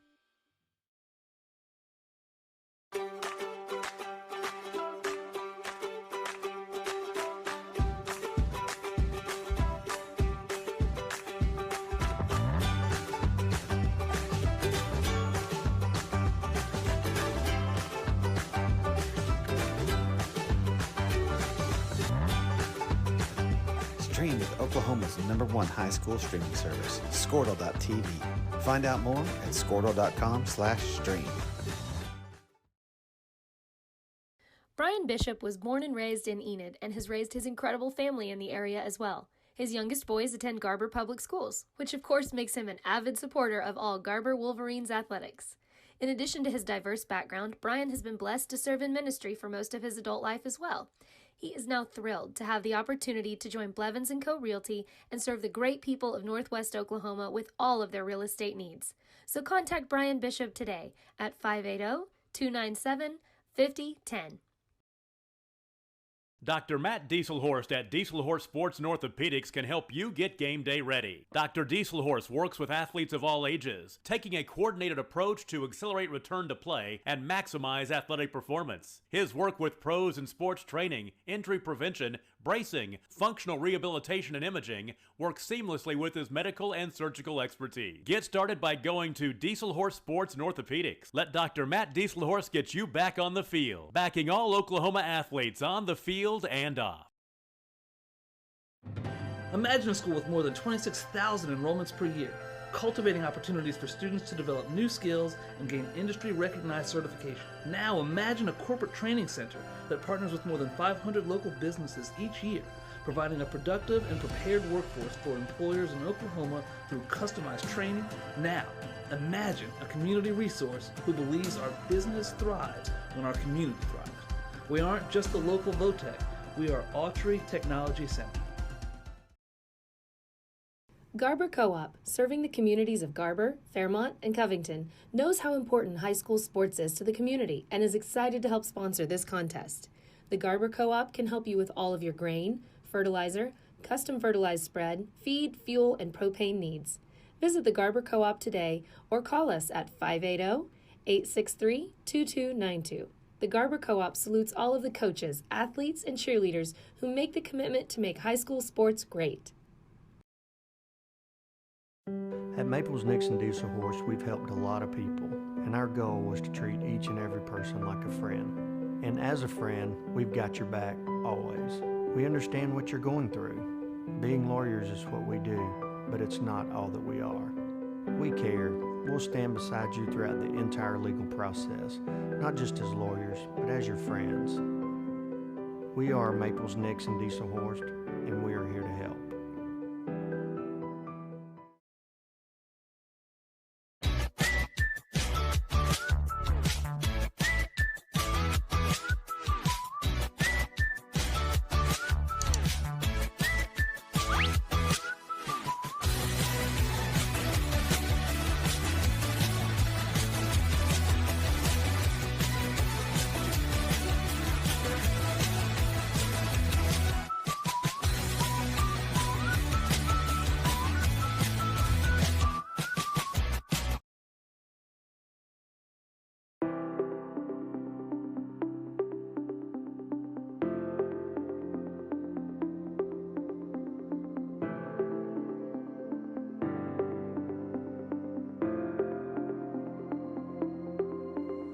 Is it time for your school or business to purchase a new phone system? Give the experts at Versatile Networks a call.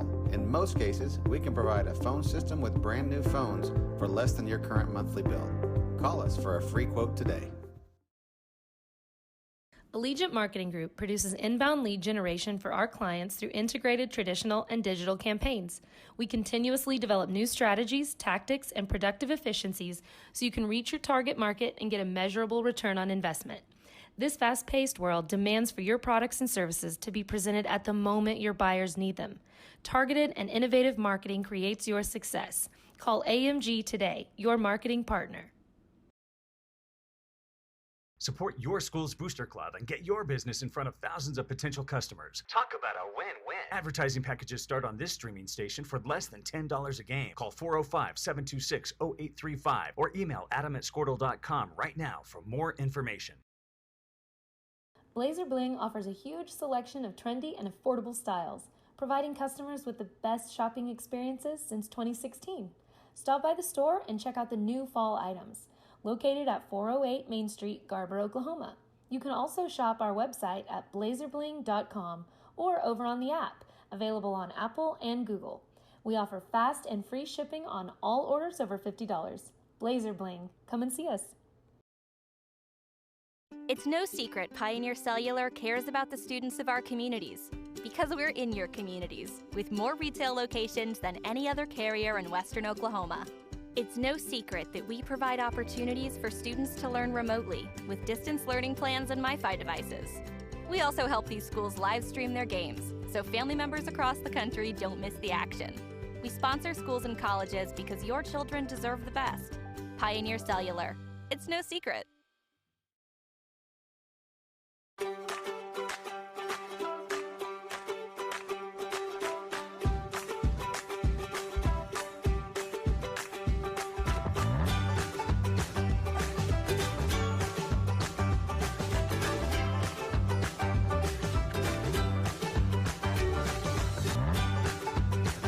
Stream with Oklahoma's #1 high school streaming service, Squirtle.tv.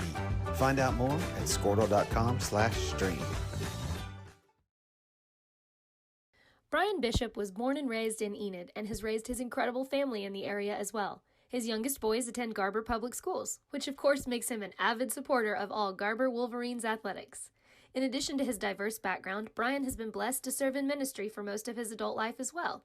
He is now thrilled to have the opportunity to join Blevins & Co. Realty and serve the great people of Northwest Oklahoma with all of their real estate needs. So contact Brian Bishop today at 580-297-5010. Dr. Matt Dieselhorst at Dieselhorst Sports and Orthopedics can help you get game day ready. Dr. Dieselhorst works with athletes of all ages, taking a coordinated approach to accelerate return to play and maximize athletic performance. His work with pros in sports training, injury prevention, bracing, functional rehabilitation, and imaging works seamlessly with his medical and surgical expertise. Get started by going to Dieselhorst Sports and Orthopedics. Let Dr. Matt Dieselhorst get you back on the field, backing all Oklahoma athletes on the field and off. Imagine a school with more than 26,000 enrollments per year, cultivating opportunities for students to develop new skills and gain industry-recognized certification. Now imagine a corporate training center that partners with more than 500 local businesses each year, providing a productive and prepared workforce for employers in Oklahoma through customized training. Now, imagine a community resource who believes our business thrives when our community thrives. We aren't just the local VOTEC, we are Autry Technology Center. Garber Co-op, serving the communities of Garber, Fairmont, and Covington, knows how important high school sports is to the community and is excited to help sponsor this contest. The Garber Co-op can help you with all of your grain, fertilizer, custom fertilized spread, feed, fuel, and propane needs. Visit the Garber Co-op today or call us at 580-863-2292. The Garber Co-op salutes all of the coaches, athletes, and cheerleaders who make the commitment to make high school sports great. At Maples Nixon Diesel Horse, we've helped a lot of people, and our goal was to treat each and every person like a friend. And as a friend, we've got your back always. We understand what you're going through. Being lawyers is what we do, but it's not all that we are. We care, We'll stand beside you throughout the entire legal process, not just as lawyers, but as your friends. We are Maples, Nix, and Diesel Horst, and we are here to help.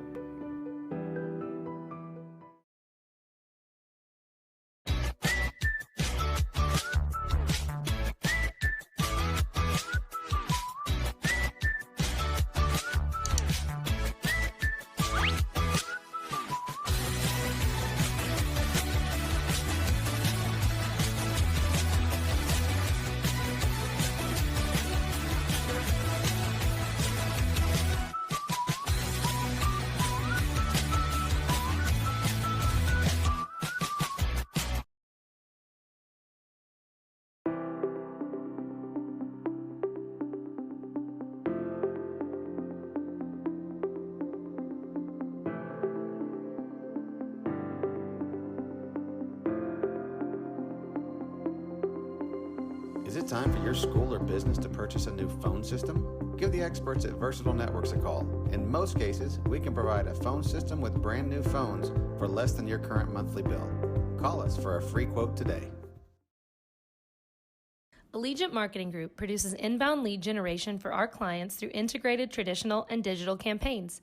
We continuously develop new strategies, tactics, and productive efficiencies so you can reach your target market and get a measurable return on investment. This fast-paced world demands for your products and services to be presented at the moment your buyers need them. Targeted and innovative marketing creates your success. Call AMG today, your marketing partner.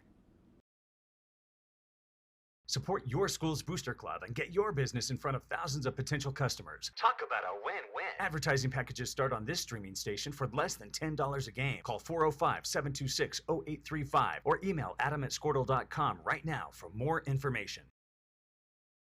Blazer Bling offers a huge selection of trendy and affordable styles, providing customers with the best shopping experiences since 2016. Stop by the store and check out the new fall items. Located at 408 Main Street, Garber, Oklahoma. You can also shop our website at blazerbling.com or over on the app, available on Apple and Google. We offer fast and free shipping on all orders over $50. Blazer Bling. Come and see us. It's no secret Pioneer Cellular cares about the students of our communities because we're in your communities with more retail locations than any other carrier in Western Oklahoma. It's no secret that we provide opportunities for students to learn remotely with distance learning plans and MiFi devices. We also help these schools live stream their games so family members across the country don't miss the action. We sponsor schools and colleges because your children deserve the best. Pioneer Cellular. It's no secret.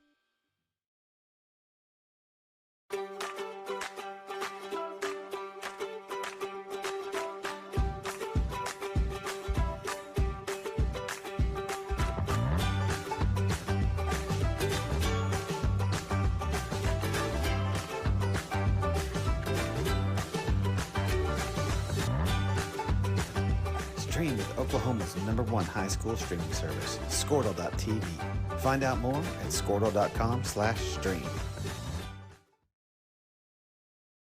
Brian Bishop was born and raised in Enid and has raised his incredible family in the area as well. His youngest boys attend Garber Public Schools, which of course makes him an avid supporter of all Garber Wolverines athletics.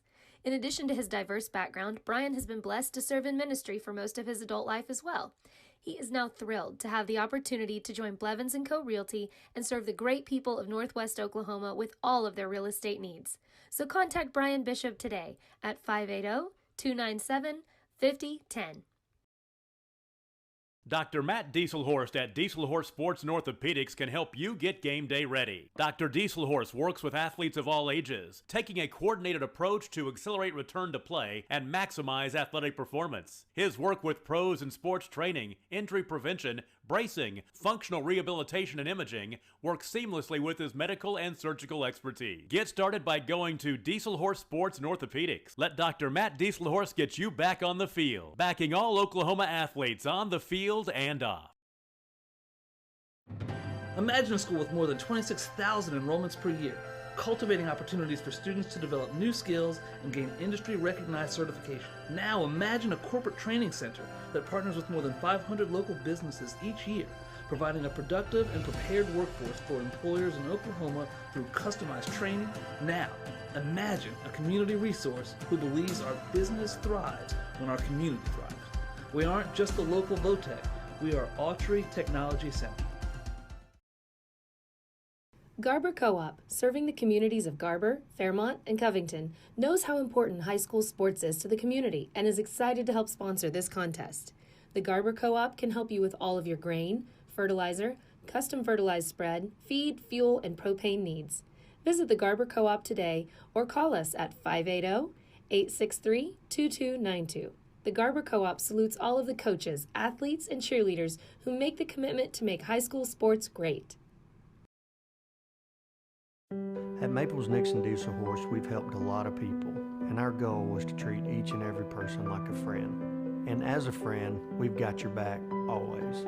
We understand what you're going through. Being lawyers is what we do, but it's not all that we are. We care. We'll stand beside you throughout the entire legal process, not just as lawyers, but as your friends. We are Maples Nixon Diesel Horse, and we are here to help.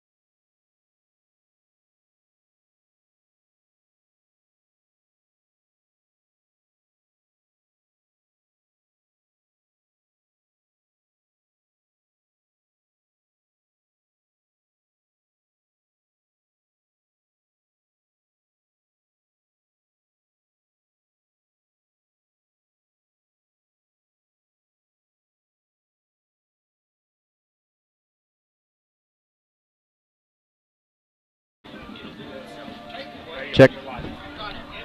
Welcome back to Garber Wolverines TV. Little over 2 minutes until halftime is complete. Score is 28-14 in favor of the Wolverines.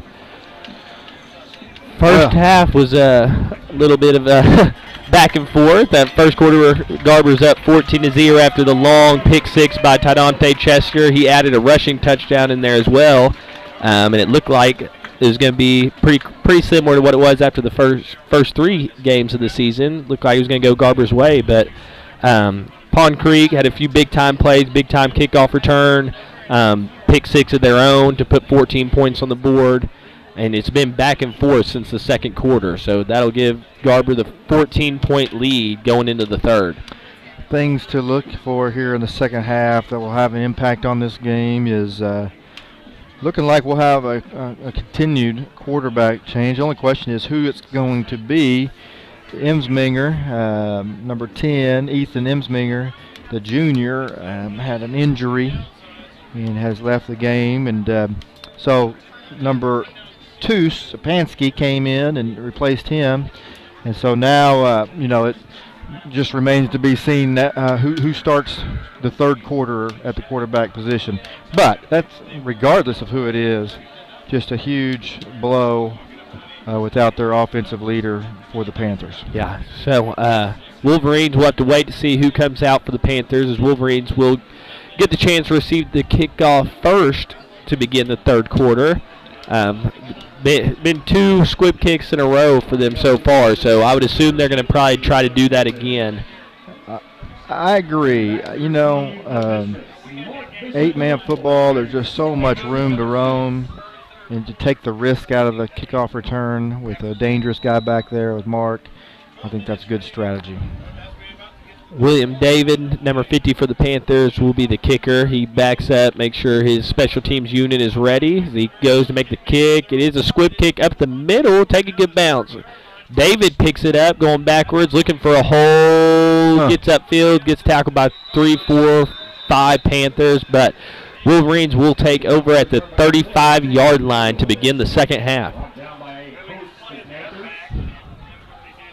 Well, good job by the kickoff return team. Handing the ball off to quarterback Brett Howery and let our offense do the work. Yeah. Howery's alone in the gun to start the second half. Ty Chester's in the slot. Wonder if he'll go in motion right here. Jackson Weidland looking behind, gets on the ball. Solomon Bishop's actually won in motion, and a flag on the play. False start by the Wolverines. That's what, 4 times we jumped offside? Yeah, we haven't like that? done that a whole lot. Is there something they're not liking with our formation? It seems like when we go in motion, it's kind of, I don't. Yeah. But I was watching online that time. I didn't see too much, but. Just full disclosure, you got a couple basketball coaches up here, and so we're not sure why. Didn't really see anybody jump. Handoff to Ty Chester as he finds a little bit of room for a 7-yard gain.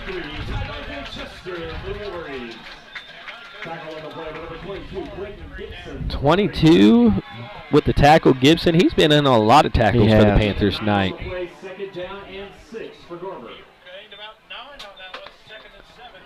Howard in the gun again. David Nagel wide right. Tight formation, looks to throw, and man, they're back there in a hurry. Number 11, Josh Foster, gets to him quickly. That ended the first half. Yeah. They got in the backfield quite a bit. Brett's left shoulder's hurting him. Yeah. That was a nasty tackle. Don't want to let your quarterback get hit like that very many times. Yeah, that's probably 3 or 4 times he's been on pass plays, gotten pressured.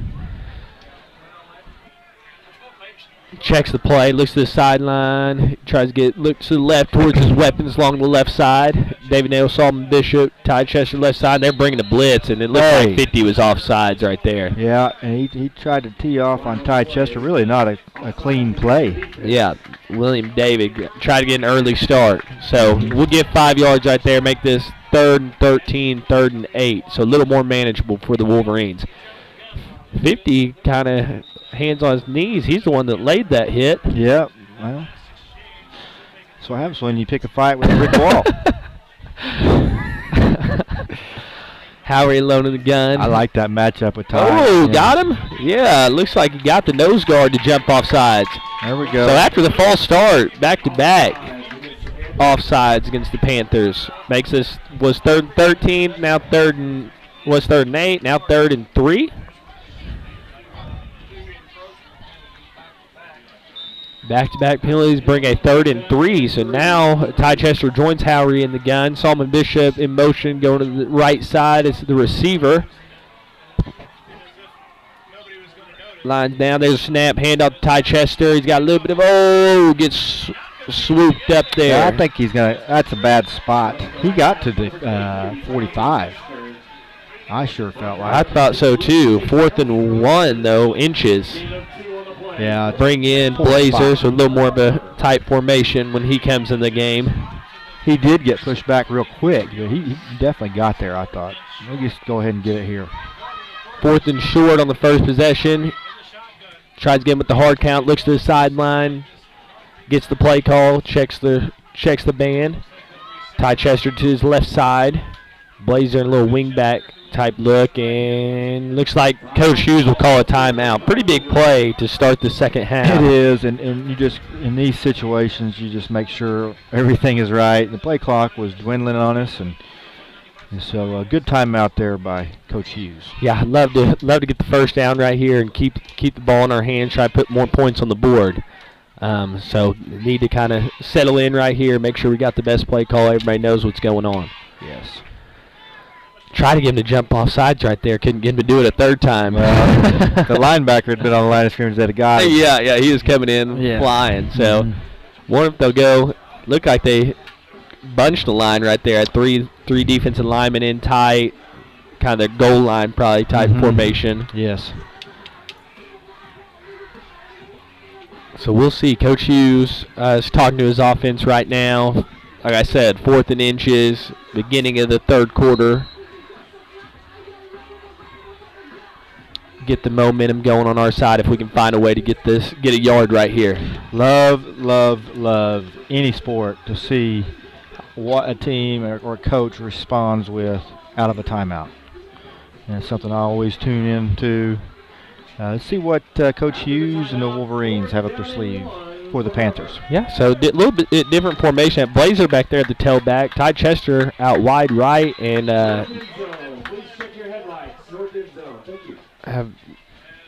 have a little number 4 is playing off of him quite a bit. Wonder if we can just get to him quickly and get a few. I love that thought.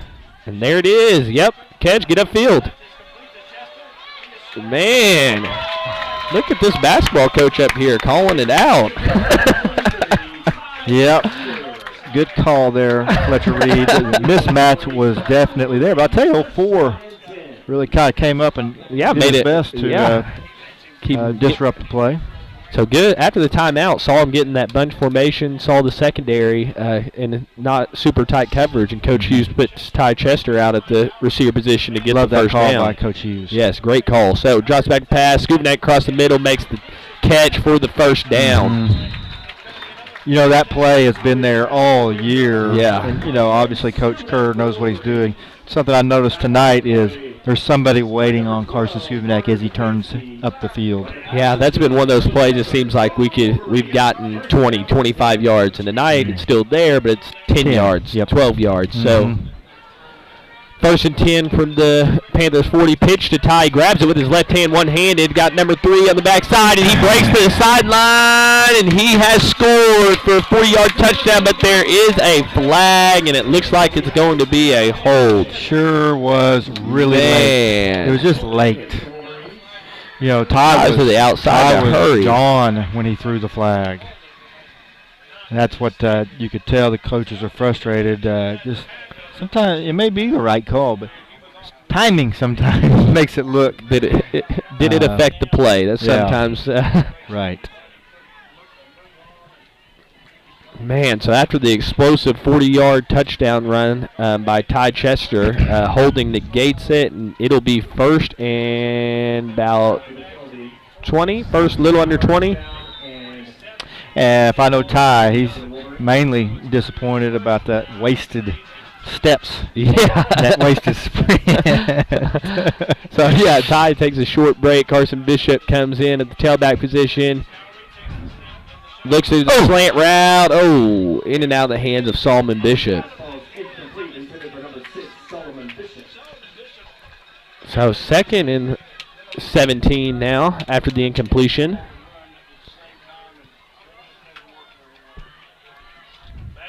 Try to pick up some of it, get some of it back, make it 3rd and manageable. Checking the play cards. Weidling gets on the ball. Howie looks to his left side, looks out to his right, looks back to the sideline. Gets it down, ready to go. There's a snap. Looks at David Nagel. Oh, little confusion on the play. As David Nagel was on a stop-and-go route, and Howie thought it was just going to be a straight curl. He didn't have time for the go part of it for sure. I think it's 68. Had great penetration right up the middle of our offensive line. Chase Elson. 3rd and 17 now after the incompletion. Different formation, trips right. Skubanek in on the line at the tight end position. Carson Bishop in motion, fakes it to him, and there's the screen pass that bounces off the helmet of number 11. I was watching our linemen right there, and either we fixed it but they did not have any chance to get downfield. Yeah. So the play happened so fast. All right. 4th and 17. Dave and the Solomon brothers, or the Bishop brothers, at the far side of the field there. Yeah, here we're throwing it to Mark here. Well, 4th and long. If they lined up in this at their last punt, we'll see. Look to the sideline, get a look. Snap off the bounce, and there will be a punt, and he kicks it pretty good. Please take a bounce. Get down. Oh, thought for a second it was going to stop, but it will roll into the end zone for a touchback. So after the break, the Pond Creek Panthers will take over at the 20-yard line. Is it time for your school or business to purchase a new phone system? Give the experts at Versatile Networks a call. In most cases, we can provide a phone system with brand new phones for less than your current monthly bill. Call us for a free quote today. Allegiant Marketing Group produces inbound lead generation for our clients through integrated traditional and digital campaigns. We continuously develop new After the short break, welcome back to Garber Wolverines TV. Number 2, Brody Schumann, is in the game at quarterback for the Panthers. He's in the gun. Handoff to 23, trying to get to the left side, and David Nagel comes flying in from the safety position to make a great solo tackle. I like the initial look from our defense there, knowing new quarterback, not as experienced there. Let's focus on stopping the run. Let's see what this guy can do throwing the ball. Yeah, Schumann is a freshman, so the new quarterback subbing in after the Ensminger injury in the first half, bringing a freshman to play quarterback. 2nd and 14 coming up for the Panthers. Break the huddle quickly. Schumann's in the gun with number 23, Cole Mitchell, another freshman for the Panthers. After the snap, quick pass out to number 4. He try to make a juke to the outside, and David Nagel again in on the tackle, as well as Mark Bishop. Number 2, Brody Schumann's pass is complete to number 4, Ashton Banks. Tackle on the play by number 4, Mark Bishop. You know, you look at the scoreboard, our defense hasn't been scored on. No. You know, so I just think odds are really stacked heavily in the favor of the Wolverines now with the new quarterback for the Panthers. And you can tell after those first 2 snaps, I mean, we're flying to the line of scrimmage for David Nagel to be in on the run play and then a quick pass, trying to really be aggressive with the new quarterback in the game. So now we have a different quarterback in. It looks like number 3, Stapleton, is in the game as he rolls out to the right side looking to run. Got a few blockers up ahead, but Skuvanek is in there as well as Ty Chester to clean it up before anything gets going. We were talking to our running back coach and defensive line coach, Brandon Bookout, and he speculated that the very thing that just happened, number 3, Stapleton, might end up being the quarterback just due to his athleticism. He can put him out on the edge, and sure enough, Coach Kerr gave that a shot on the last play. 4th and 10, deep in their own territory. You got to think. Running down here on the play clock. Yeah, 10 seconds left, 8 seconds left. Trying to hurry up and get to a punt formation. 3 seconds left. They get set. 1 second left. Gets a snap off just in time. Almost gets the block. And will Mark have a chance? Give him a good bounce. Nope. Bounces. Goes out of bounds about the 50-yard line. So 3 and out for Coach Harmon's defense. And the Garber Wolverine offense will jog back onto the football field. Great job by the defense on that first possession.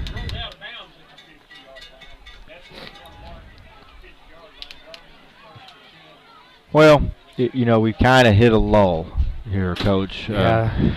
We haven't scored in a long time. We really just need to have a solid possession. Get some points on the board. Howry in the gun, Carson Bishop to his left, and 50 offsides again. So maybe that's why they're getting a little pressure, kind of guessing the snap count a little bit. Maybe caught on to that and are changing it up. Yeah, maybe so. Hopefully that's the case. 50 is the one that I believe took Brett down hard earlier. No, it wasn't 50, was it? No, I think it was 22. Yep, yeah, 22 right. or 20. Yeah, 22 did. So 1st and 5 now after the offsides. Handoff to Bishop as he's looking for room to run. Gets to the left side. Great block by Solomon Bishop along the edge. And Carson Bishop gets a gain of about 15 yards for a Wolverine first down. I really like that move and the hold there right at the line of scrimmage. Faked inside and got himself to the outside with that move.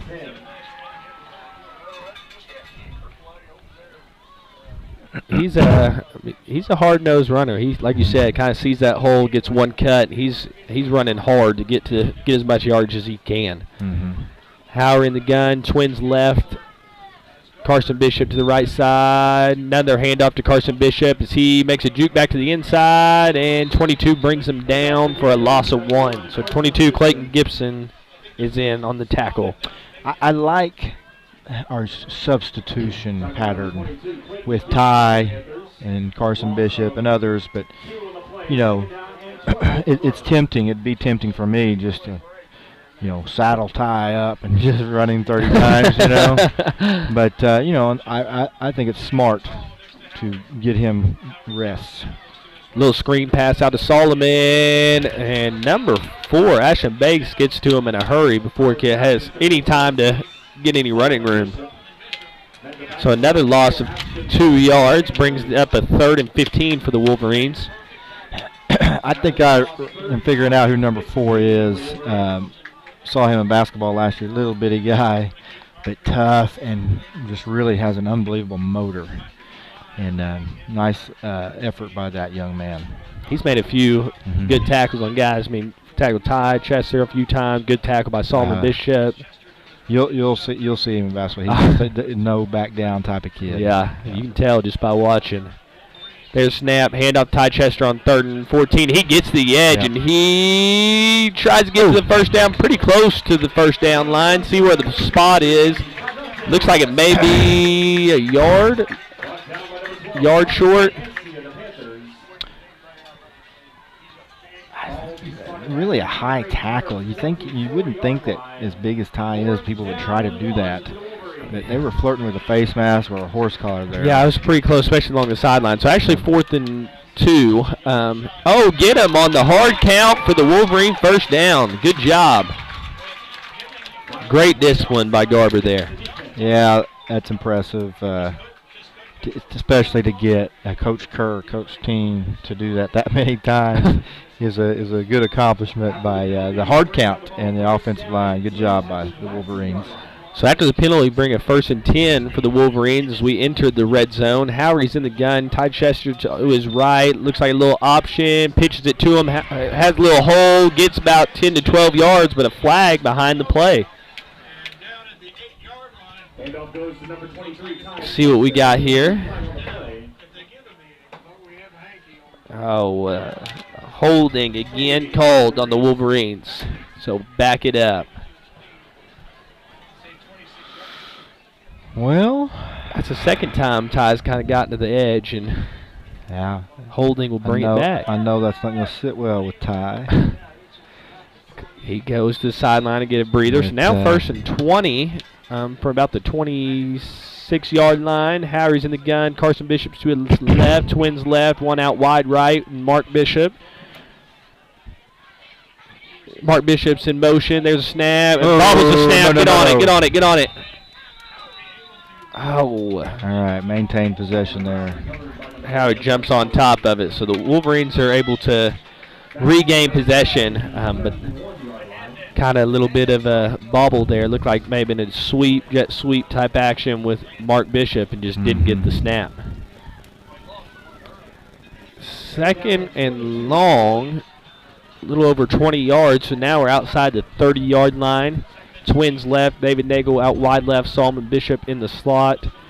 Skubanek is the tight end on the right side. There's a snap, looking to throw. Golly, just holding. There we go. I was about to say, good ball. Bounces off his hands. It looks like, I would guess there's a holding over here on 23 as Skubanek was trying to get into a little out route. There, Coach. Yeah, I was watching that left side of the field, or the east side of the field, and that happened here on the west side.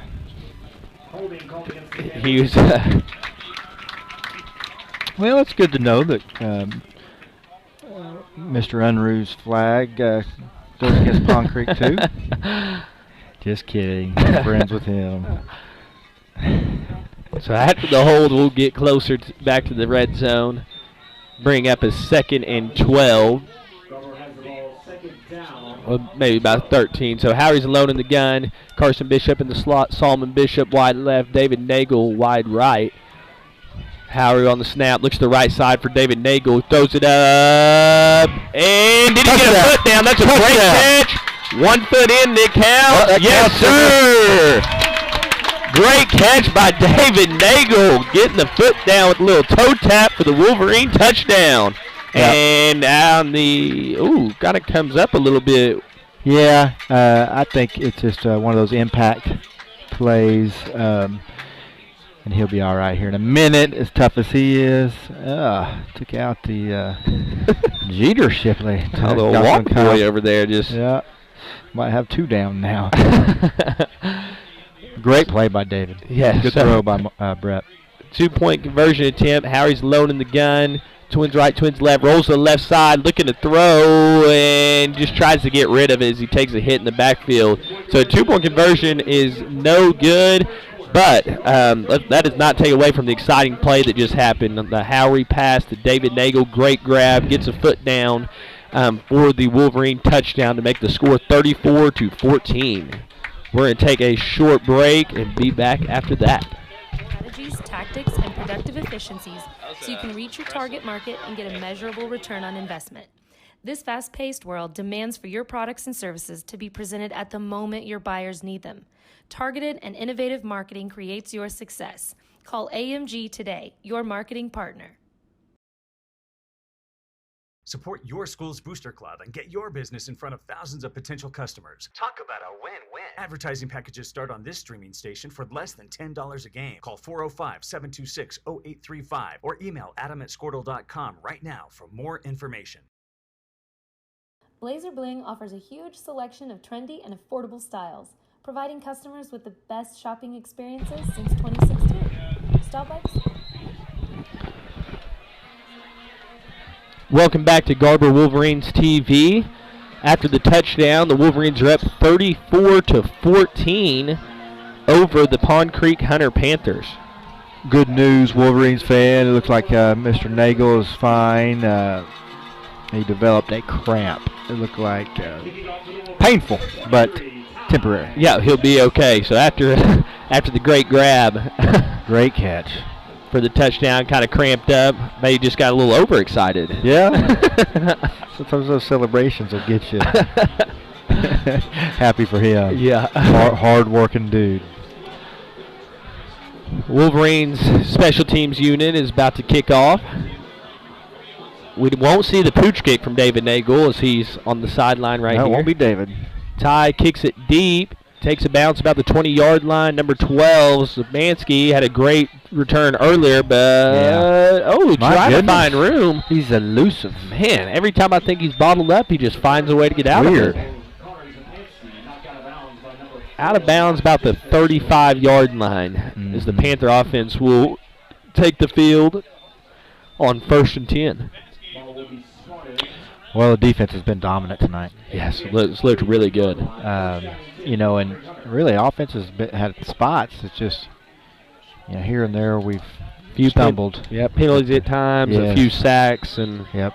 But, you take those 2 crazy plays away, it's a dominant performance by the Wolverines. And I look for the defense to dominate the rest of the evening, quite honestly, Coach. Yeah, with Schumann's in at quarterback. He's under center.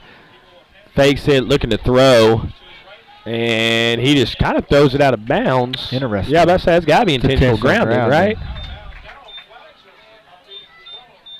Got to get to the line of scrimmage. So. Well, that's just, it's fortunate for the Wolverines, of course, and that's who we're for, but unfortunate for Pond Creek. They got a guy back there with little experience, and plays like that happen. Yeah, Trenton Hoops was back there and was bringing the rush, and he was just trying to get rid of it, I think, before he took a hit. Yeah, good play there by Trenton. That'll make it 2nd and 16. Nope, back it up, 2nd and 19 for the Panthers. Schumann still in at the quarterback position. Have Zemanski to his, or looks like behind him in a little pistol formation. There's a snap, handoff to Zemanski as he's looking for room to run, breaks a tackle. Ty hits, he bounces off him. And those are hard-fought 2 yards there by Connor Zemanski. I think Ty thought he was just going to take the ball from him. He just kind of bounced off of it. Yeah, he would have walked in the end zone if he could have. 3rd and 19 for the Panthers. pressure's been there in the second half for the Wolverine defense. Schumann is alone in the gun. Got wide, one receiver wide left, one receiver wide right, 2 tight ends. There's a snap. Looking to throw it quick. Domingo's running in. Wrap him up on the ground. Little skirmish, but it looks like Wolverines may have had a chance to get on that one. That was an incredible beanbag throw by the official from 25 yards away, right into the scrum. Yes, great job. Turnover after the fumble, number 75. Dylan Dalton ends up with it at the bottom of the pile, so the Wolverine offense will take over after Coach Harmon's defense gets the turnover. Big play for the Wolverine. We were sitting there, we were talking during that little break of how we were just kind of flirting with disaster about that score staying at 28-14 for so long. Now we have a chance to put the nail in the coffin on this possession. As the Garber Wolverine offense gets back on the field inside the Panther 30-yard line. Toss out to the left side. Tynande Chester with the heck of a grab on the toss, and he's still fighting for yardage. Gets about a gain of 6-7 yards. Make it 2nd and 3. That's kind of a unique. And that was almost a forward pass too, but it's underhand and but sidearm. Kent to Colby action. Dan Quisenberry reference. Who would have thought we'd hear those names on Garber Wolverine TV tonight? Howery in the gun. David Nagel wide left, hand off to Ty Chester. He's looking for a hole, and he bursts through it. He's dragging one defender for about 5-6 yards and gives him a first down as Wolverines get inside the 10-yard line of the Panthers. Good run there by Ty, carrying the Panthers along with him. Carson Bishop re-enters the game for the Wolverines as the Wolverine offense looks to Coach Hughes to get the play call. 2 tight end set. Howery in the gun. David Nagel wide left. Hands off to Carson Bishop for very little gain.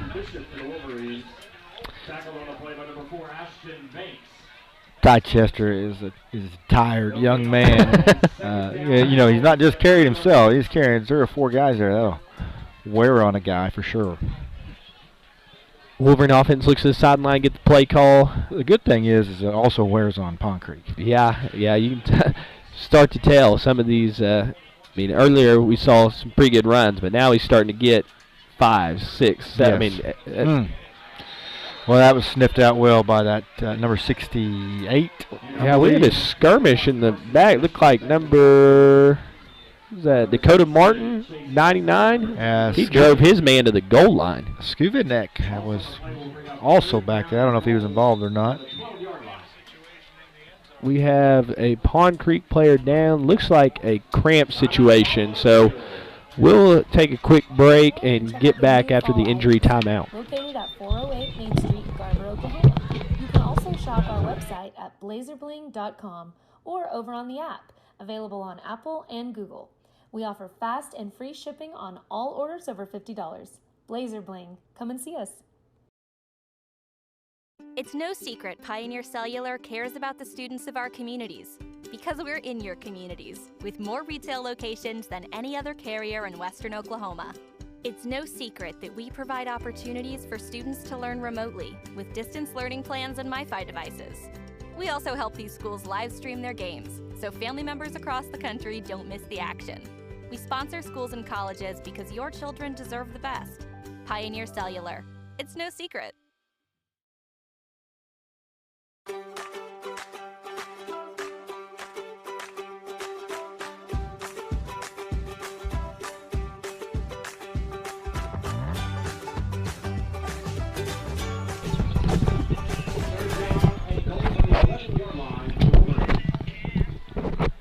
Sorry, welcome back to Garber Wolverines TV.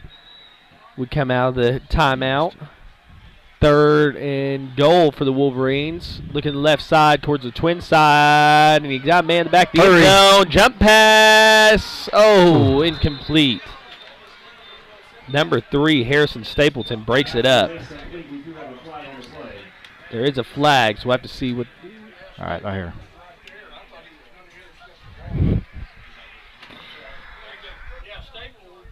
Looks like we got maybe a legal man downfield, so must have had a lineman get past that 5-yard mark.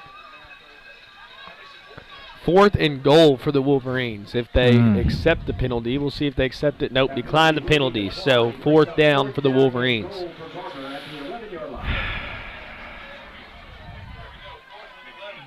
Jackson Weidling at center, steps over the ball. Looks like Howard will be alone in the gun for this 4th down. Snap. Got David Nagel wide right, Skuvnek tight end position, Carson Bishop and Solomon Bishop out wide left as his receivers. There's a snap, looking to the left side, throws it up to Solomon Bishop. And a great catch by Solomon Bishop, grabbing it with the left hand and getting the feet down. Wow, what a play. That is highlight worthy, Coach. Great catch, great throw as well. Gave his receiver a chance to make a play, and boy did Solomon Bishop make it happen. Little fade to the corner. Beautiful play. So with that connection between Howry and Solomon Bishop, the score is now 40-14 as we line up for the 2-point conversion. A little bit of formation change for the Wolverines. Nagel in motion. Solomon Bishop comes to the right side. Mark Bishop wide left. In the gun, Howry's getting ready to take the snap.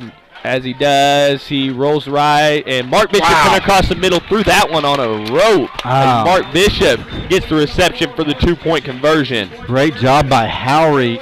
He jumped to the right to create that, help him find that window to get it to Mark. He knew where Mark was going to be, but great adjustment by Howry in the pocket. Yeah, Rush kind of got in his face for a split second. He just, like you said, jumped out to the right side, found a little hole, found the pocket, and made it happen. So after the 2-point conversion is successful, the Wolverines are up 42-14 over the Pond Creek Panthers. When we come back, we will see Dallas Hunt's special teams unit take the field.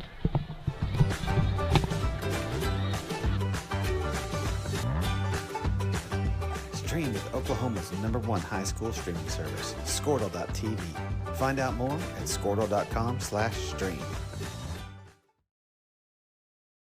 Brian Bishop was born and raised in Enid and has raised his incredible family in the area as well. His youngest boys attend Garber Public Schools, which of course makes him an avid supporter of all Garber Wolverines athletics.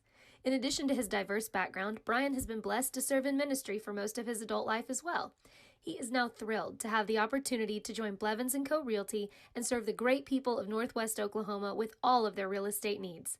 So contact Brian Bishop today at 580-290.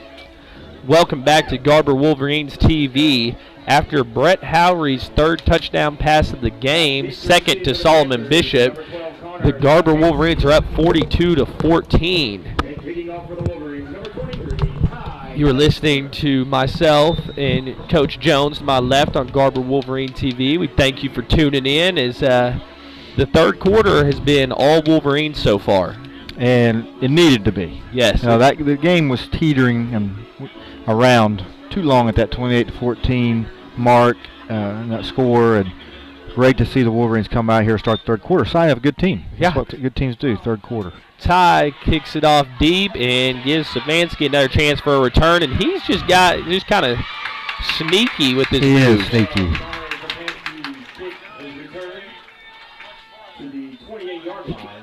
Kind of comes up a little hobbled, looks like, as a few players are grabbing at him. Domingo in on the tackle.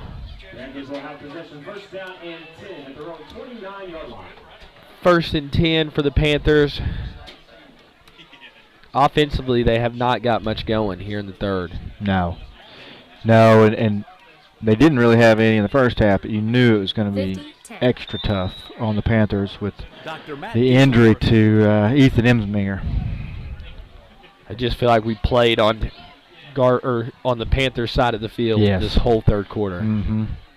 So Schumann at the QB position. There's a snap. Hands off to number 4, Ashton Banks, who makes a few guys miss. He gets the first down for the Panthers, being brought down by Skubanek and looks like Blazer. Is that Blazer in on the tackle? Yeah, and I think Domingo may have been there as well. Okay.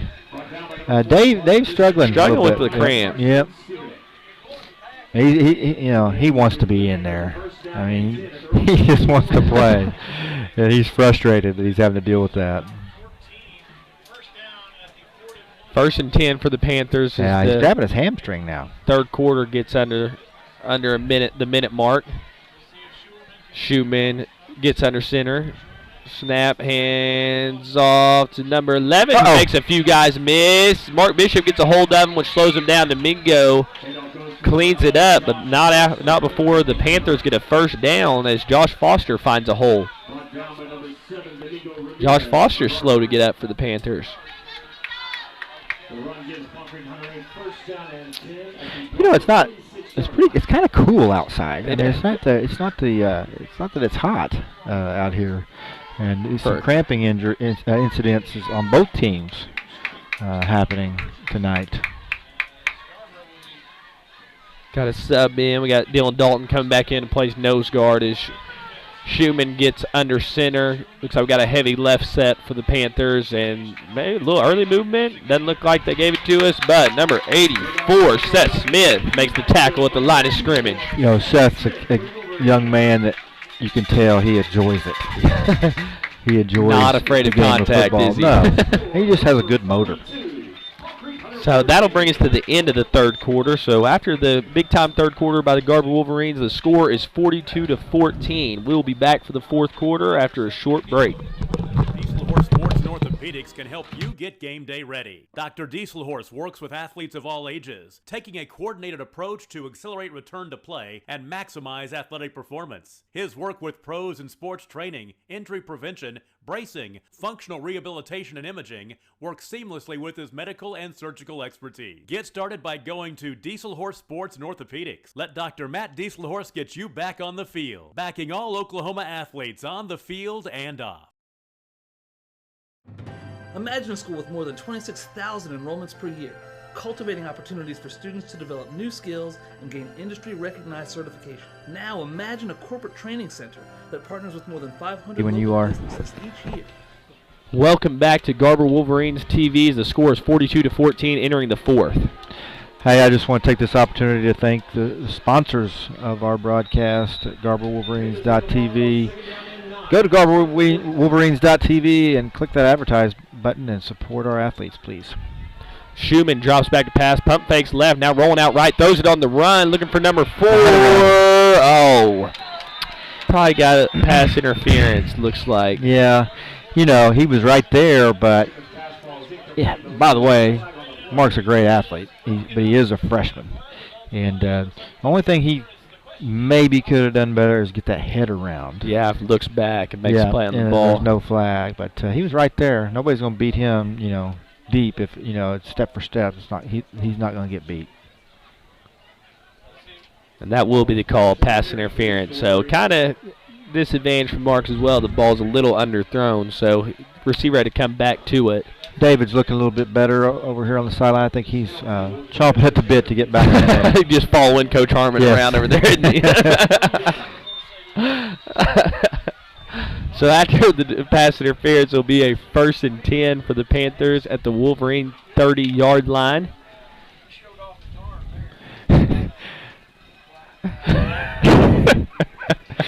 We're laughing because David Nagel is just following defensive coordinator step for step trying to get back out there. Schumann with the snap, hands off to number 12, Stefanski. Grab him. Just slippery. Again.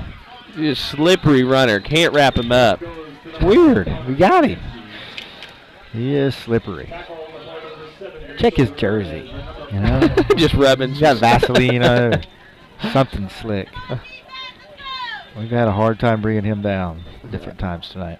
After the gain is 6, David Nagel re-enters the game. Ty Chester re-enters the game. Jackson Weibling comes in at the nose guard position on this 2nd and 3 opportunity for the Panthers as they inch closer and closer to the red zone.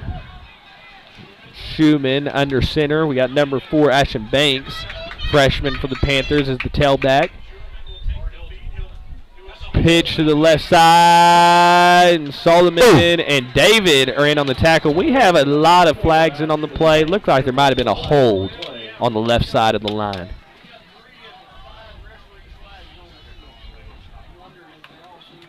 Hopefully this is all This is a conversation where it's like, you got to hold, you got to hold, you got to hold, and we'll move on. Hopefully that's what they come up with. We don't want to, I got an offside and you got to hold. That's not what we want to see here. Have to keep their offense out of the end zone. That's what it'll be. Nope, holding. Oh, so offsetting penalties. Didn't get our wish, so they'll repeat the play. 2nd down and 3.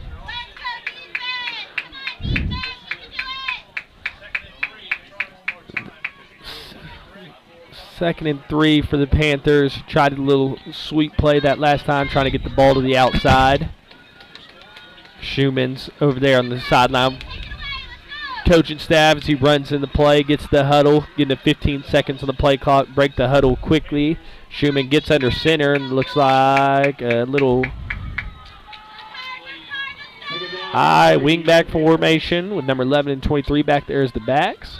There's a snap, handoff to number 11 as he tries to get to the left side, and Ty Chester, Solomon Bishop, David Nagel. 84 though. Smith. Was he back there as well? He blew the play up, took on a block, cut underneath him, and made it to where in the hole that the runner was supposed to go, and just blew that play up. Great play by that young man. 3rd and 6 for the Panthers in Garber territory. Number 11, Josh Foster for the Panthers. Looks like he's hobbled up a bit as he limps off towards the sideline. Schumann and Banks come from the sideline, get to the huddle, get the play call in. Play clock's winding down. It's at 5 seconds. Schumann trying to get his offense set. 3, 2, 1, and blow the whistle. That's a delay game, isn't it? They got like a 4-second grace period there. They do get a 1 second grace period. Yeah, but that was too long. Yeah, I thought Garber sideline was about a coaching staff was about to come on the field for a second. Coach Harmon about went nuclear mode.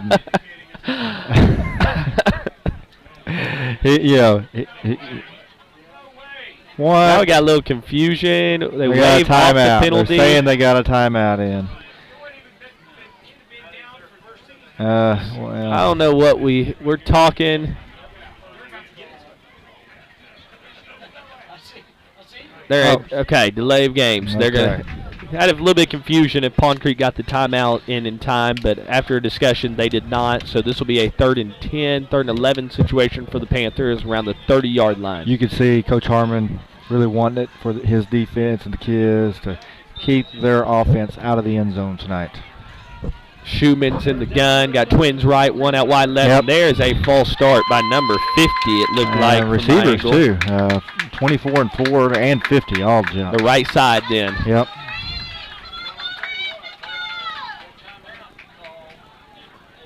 So we'll back him up a little bit. Now it'll be a 3rd and 15 for the Panthers. So after a few penalties, it'll be 3rd and 15. Mm-hmm.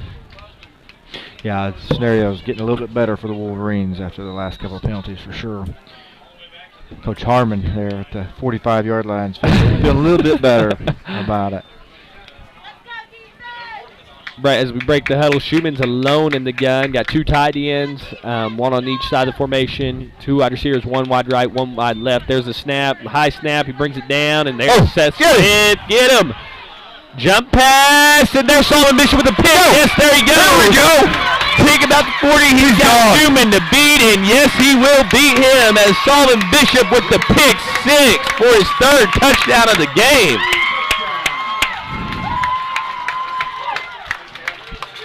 Oh, wow. Great play by Solomon.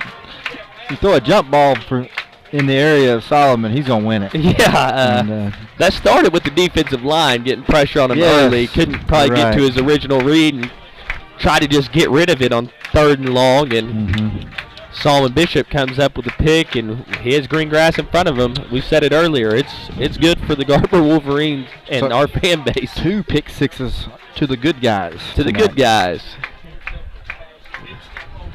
On the 2-point conversion, Ty Chester takes it into the end zone, breaks 1 tackle, so it will be successful. And now with under 10 minutes left to play, the Wolverines have a lead of 50-14. We'll be back on Garber Wolverines TV after the break. Productive and prepared workforce for employers in Oklahoma through customized training. Now, Imagine a community resource who believes our business thrives when our community thrives. We aren't just the local Votech, we are Autry Technology Center. Garber Co-op, serving the communities of Garber, Fairmont, and Covington, knows how important high school sports is to the community and is excited to help sponsor this contest. The Garber Co-op can help you with all of your grain, fertilizer, custom fertilized spread, feed, fuel, and propane needs. Visit the Garber Co-op today or call us at 580-863-2292. The Garber Co-op salutes all of the coaches, athletes, and cheerleaders who make the commitment to make high school sports great. At Maples Nixon Diesel Horse, we've helped a lot of people, and our goal was to treat each and every person like a friend. And as a friend, we've got your back always. We understand what you're going through. Being warriors is what we do. Welcome back to Garber Wolverines TV, and I'm still pretty amped up about the pick six by Solomon Bishop. Kind of a 50-50 ball, brought it down, and the rest is history. Had one man to beat. Well, I knew once he kept his feet and was able to evade the guys in the jump ball with, he was gone. And, man, great highlight play, but also that catch in the end zone. Solomon's had quite a night tonight. Yeah, he has. Really, really good night. That was a big play, too. 4th down in the end zone. Uh-oh. Onside kick, and they jump on top. So the Panthers will take possession at the 45-yard line.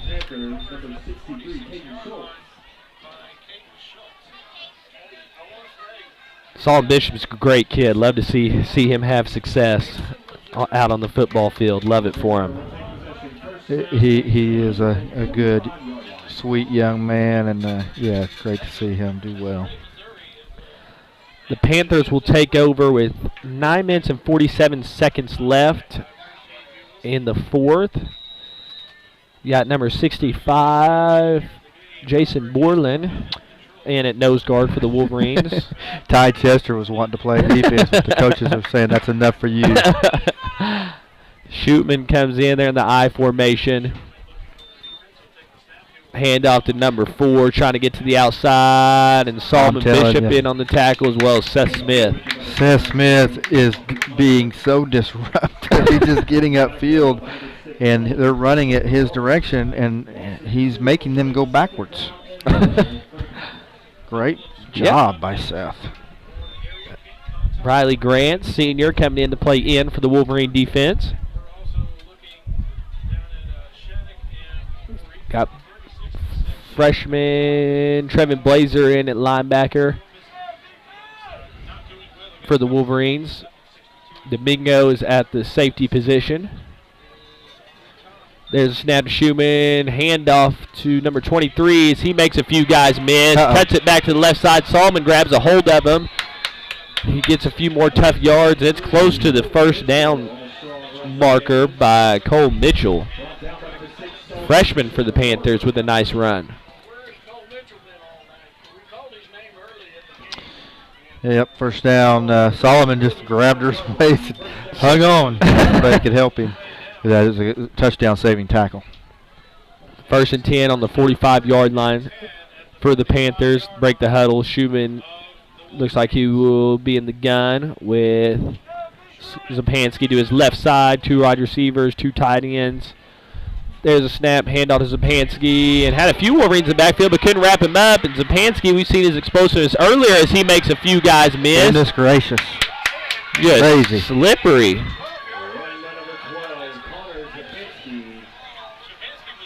And you, as we get a little close to the end zone, you saw see a few of the Wolverines coming back to the game. Good opportunity to kind of bend, don't break situation. Right. Get some guys, young guys in there, less experienced guys, some rest. But hey, it's a goal. It's obviously a goal by the defense. They do not want their offense to score. So Schumann is in the gun. We still got Spansky alone. He's looking to the left side to Stapleton. It is picked up by Ty Chester again as he goes to the right side. Makes one man miss. Spansky's the only one that can make the play. Cuts back to the middle of the field. There's nothing but green grass in front of him as Ty Chester gets his second pick six of the ball game to make the score 56-14. He got a flag at midfield. Old Donald Johns with the flag. Oh, no, bringing it back. That's Ty's second touchdown that's getting brought back, isn't it? Yeah, third. Yeah, second. I had one on a 30-yard run earlier, and after the explosive play, wait. Oh, we are waving it away. So it'll be a touchdown for Ty Chester. I'd love to hear that explanation. He's sitting there pointing, he's coming back, and then now it's not. I'm happy for Ty. Great individual effort by him. Got some good blocks, obviously, on the way to score, but also I love that just he put on the brakes and let him fly right by. Kind of a Top Gun reference there. But unbelievable move by him to get that first tackler off of him. Yeah. Very similar to the first pick six, except on that one he had to make a few more. First one was just all the way to the house. That one he had made a few guys miss, which made it even that more impressive. So on the 2-point conversion, Howery fakes it, try to find some room, just come down. 2-point conversion is no good, but the Wolverines are up 56-14 after the big-time pick six by Chester. Yeah, Coach, gang was flirting around with disaster there, 28-14, and like I told you earlier, 8-man, things can change so quickly. Here we are, 56-14, and seems like no time. Yeah, second quarter was the quarter that was a little bit of a struggle, you could say, since the Panthers had a few explosive plays, found a way to get in the end zone a few times, but besides that, especially this second half, it's been a dominant performance by the Wolverines. I love the mentality, too, of the coaching staff. Gave some guys an opportunity, but when they've had a chance to score right there, here comes Ty Chester and some others, and the result is history. Yeah, came in, I believe that was the first play they came back in and found a way to not only get the stop, but get the interception and get six. Yeah, that's good coaching. Yeah. Put Ty in. Yeah, that's pretty good. Charman's a genius. Yep, he's a genius for doing that. Yeah, Ty's made me look good, and he's going to make you look good this year. Yeah. Yep, just put Ty in. So 7 minutes and 45 seconds left to play here at Warrendale Stadium. The Garber Wolverines are up 56-14 over the Pond Creek Panthers. With that second pick six by Ty Chester, that brings his touchdown total for the night to 4. So he has 2 rushing touchdowns and 2 interceptions that have been taken back for touchdowns. Such a good young man. You know, just a great presence in our hallways, and just a good person, and deserves all the success he gets. Yes, a great leader, and you're happy when you see a kid like that get success. Mm-hmm.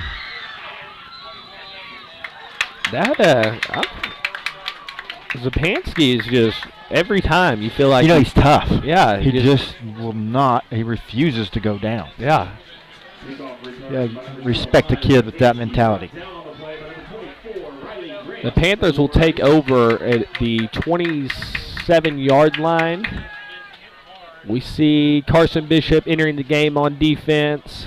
Domingo looks like he's in at safety. Blazers in at linebacker position. Carson Bishop comes in at the linebacker position. We got 34. Is that Nahara? Is that 34 right there at nose guard, or 24? I can't tell from this angle. You got me, Coach. I'm pushing 50. These eyes aren't working very good. So Simon's in at nose guard. 1st and 10 for the Panthers.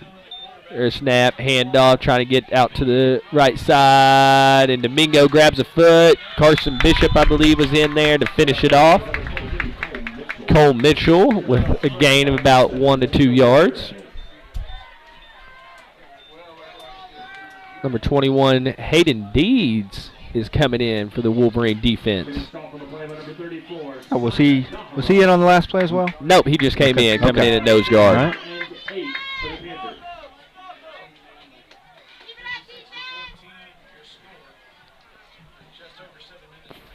7 minutes. We get under 7 minutes here in the fourth. We have 10 seconds on the play clock as the Panthers break the huddle. Schumann is going to be under center. Looks like Ashton Banks is back wide. Ball on the ground. Ball on the ground again, and looks like he got back on top of it. Oh, now we got a skirmish for it. I love it. Little scrum. See who ends up with it. I was told today that Hayden Deeds was the practice player of the week. Oh, nice. So he had a good week, and here he is. He came in at the 7-minute mark. He had a chance to recover a fumble right there. Yeah. The clock ticks down to about 6 minutes in the fourth quarter. Wolverines are up 56-14. I don't know if they'll be able to get this play off. They're going to have to call timeout. So Pond Creek will call timeout. We'll take a short break on Garber Wolverines TV and come back for this 3rd and 6. It's not all we are. We care. We'll stand beside you throughout the entire legal process, not just as lawyers, but as your friends. We are Maples, Nix, and Dieselhorst, and we are here to help.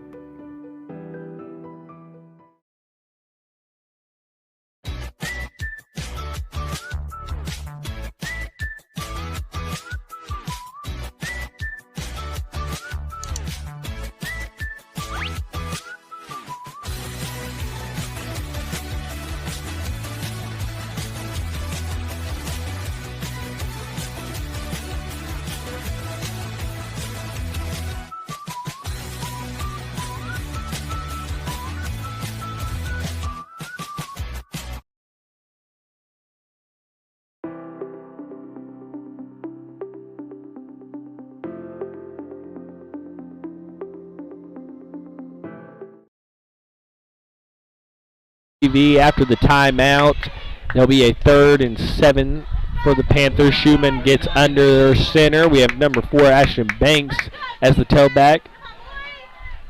There's a snap, handoff to 23, and there's nothing there. Great job by the Wolverine defense. That 28. Is that Nate Moore? Those in there? Yep. Nate Moore, Blazers in there. Now we got. Nate's another guy that really loves. You can tell he just loves it. Loves being out there, loves playing. Colton Steiner comes in to play safety. We have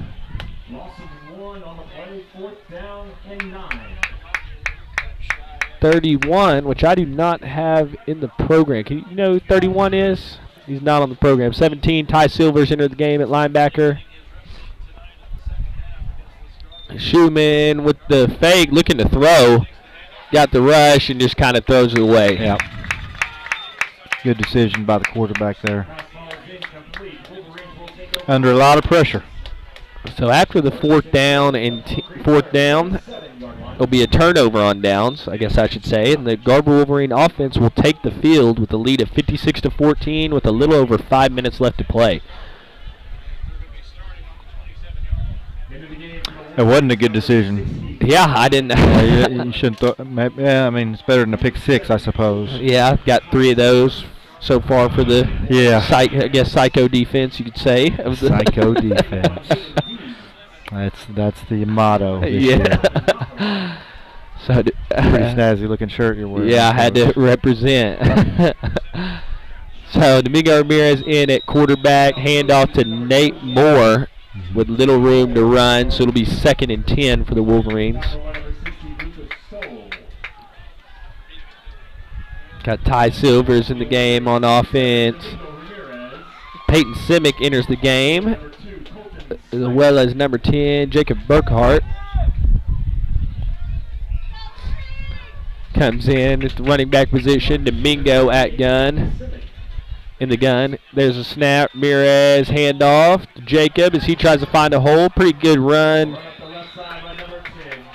Wasn't much there, but got positive yardage to make this a 3rd and 6 for the Wolverines.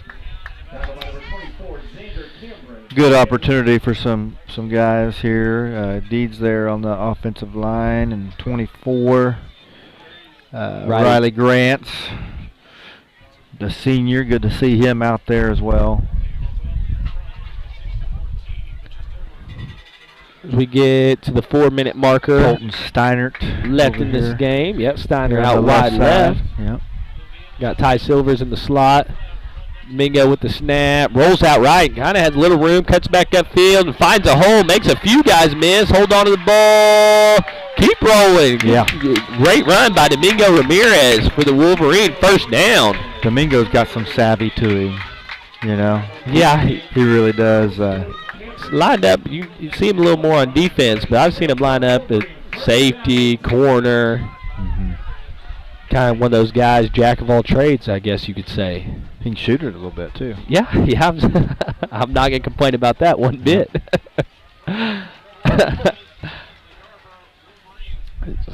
Domingo, a little more pistol set.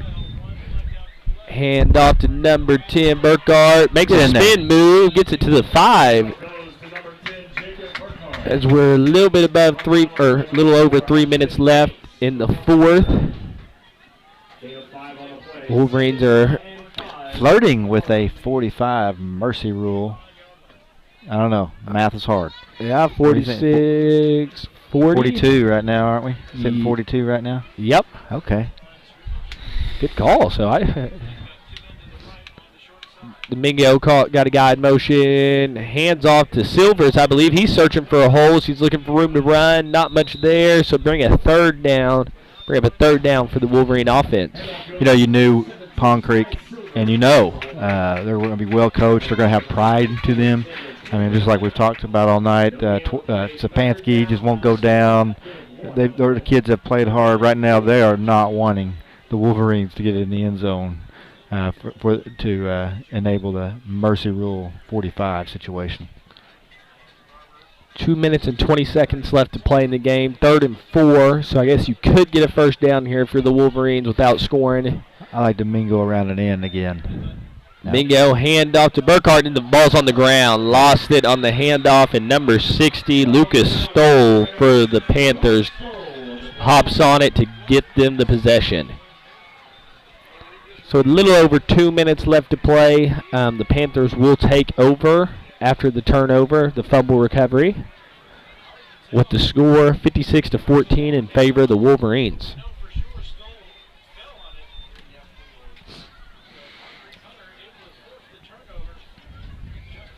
Overall, great game by Garber. Both sides of the ball, defense. I'm not going to say it just quite yet. With 2 minutes left to play, don't want something crazy happening. Well, our coaches get a little superstitious. We've heard about it. Yeah, I guess they listen back. Hate to jinx them. You know, our pregame guest, Warren Dale, he does not believe in superstitions, I've been told. Maybe he needs to have a visit with Coach Harmon. Yeah. A little fake, tries to boot around the left side. Domingo in on the tackle, and good hit there by Nate Moore, I believe.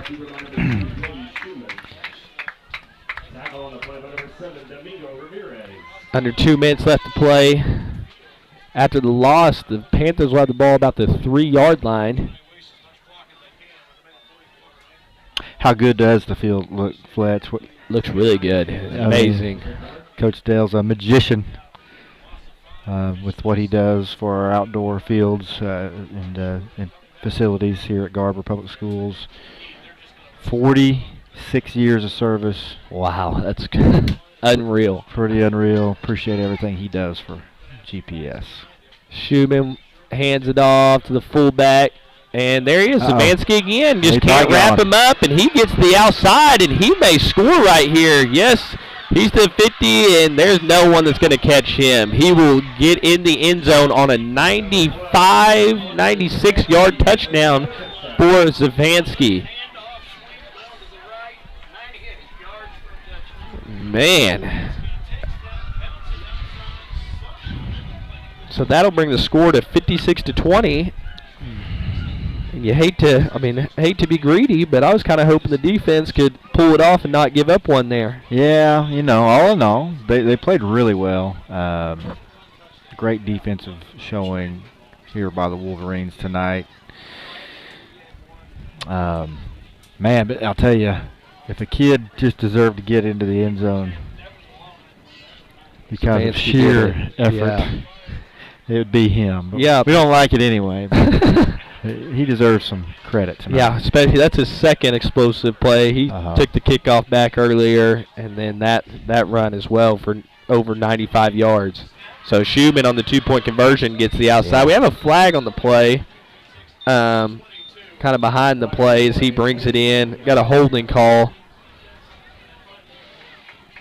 on the Panthers, so we'll repeat the 2-point conversion after the hold.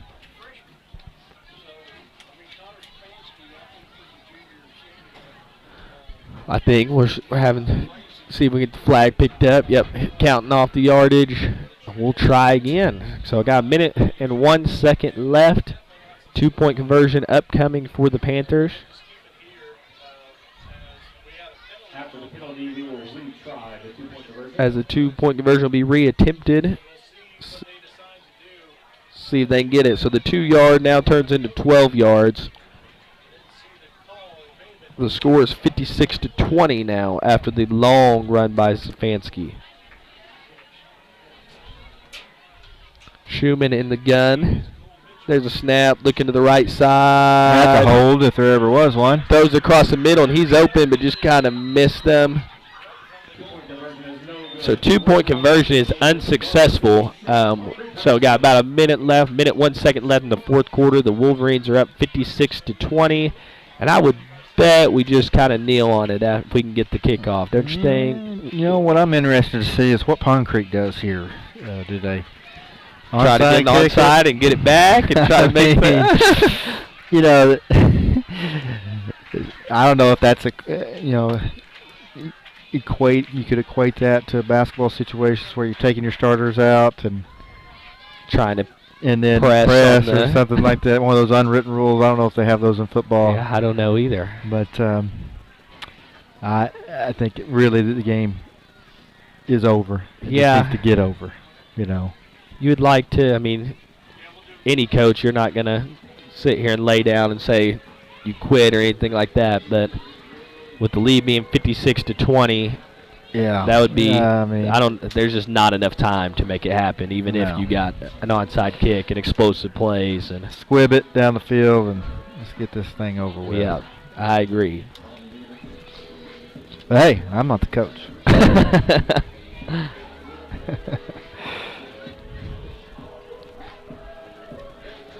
All in all, though, 9:36 right now.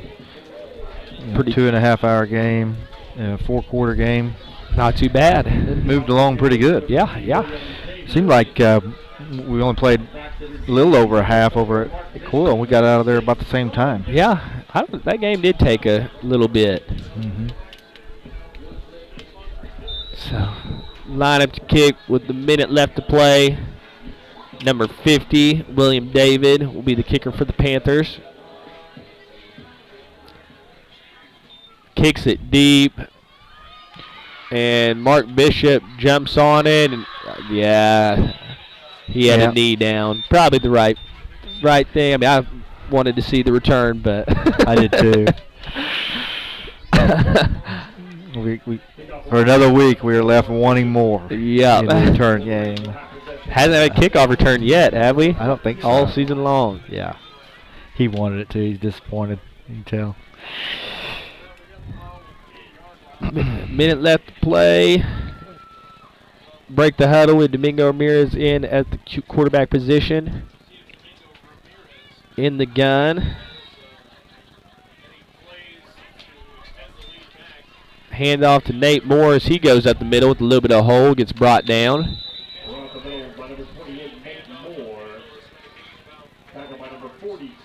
So it looks like there'll be no timeouts called. Be one more play probably until the end of this one. Just one. 2nd and 5. Mass substitution for the Wolverines. 30 seconds left to play. 15 seconds on the play clock. Wolverines break the huddle. Domingo gets under center. Looks like victory formation. So we'll take the knee, and that'll do it from here at Warrendale Stadium. The Wolverines have bettered their record to 4-0 with a 56-20 win over the Pond Creek Hunter Panthers. Really good win. You know, we learned more from this game than the other three combined, I'm sure. It'd be useful film for the coaches. Rivalry win. Any way you slice this one, good night for the Wolverines. Yeah, feels good. I mean, especially just because it didn't just go as smoothly as these games in the past. I mean, that second quarter was kind of, we mentioned it over and over, the game was just kind of in an iffy, weird spot. And after halftime, to kind of regroup and come out with a fiery mentality and just put it on them in the second half to give Garber the 56-20 win. Yeah, I think the coaches are going to be pleased with this one, and boys are. I know I am. You know, we hadn't played Pond Creek in a few years, and when we last played them, they were definitely having the upper hand with us. So it's good to get a win against the old black and white Panthers, and good night for Garber overall. Yeah, definitely. A few big-time performances. I mean, from a few players from Garber. Ty with 4 touchdowns, 2 big-time pick sixes. Just jumping routes and taking it to the house. 2 rushing touchdowns. Brett had 3 passing touchdowns tonight. Solomon with two receiving touchdowns. 1 with the amazing one-handed grab in the corner of the end zone. And then he also added a pick 6 to the stat line. 2 crazy highlight plays that resulted in touchdowns. Anyway, that was fun to watch him and Ty tonight and all the boys. Great performance. Yeah, fired up. I kind of forgot David had a great toe tap touchdown as well in the corner that of the was end a sweet zone. play. So yeah, I'm gonna tell David he needs to start eating a banana, get that potassium up, and anyway, happy for the boys, happy for the coaches. Definitely a game and a win to build on for the remainder of the season. Yeah, we'll not complain about how the first 4 games have went. If we were excited after week 1, I think the excitement just keeps building each and every week to see these boys in action, see the success we're having. Can't wait till next week. We'll be on the road. Yeah. O'Keene. Yeah. We got to figure out a place to eat, Coach. Yeah, got to go to O'Keene, so we get some grub in us before, a little brain food for the broadcast. Excited. Wolverines with an opportunity to go 5-0. I mean, it's been a little while since we've been 5-0, and winning's fun. Yeah, I would agree with that 110%. So I love to be 5-0 going into that huge matchup in Week 6 against Pioneer. That'll be on our home field, which will be fun. Guarantee you that's the game of the week. Just laying down the gauntlet, the Squirtle and Adam Diesel Horse. It is. It's going to be the game of the week. You guys watch. I'm right there with you. So, all right. Yeah, we better get off here. But thank you again to all of our sponsors and all the listeners and streamers out there on Garber Wolverines TV. It's been a blast. And, again, win 56-20 over Pond Creek. Thank you for everything, and we will see you next Friday.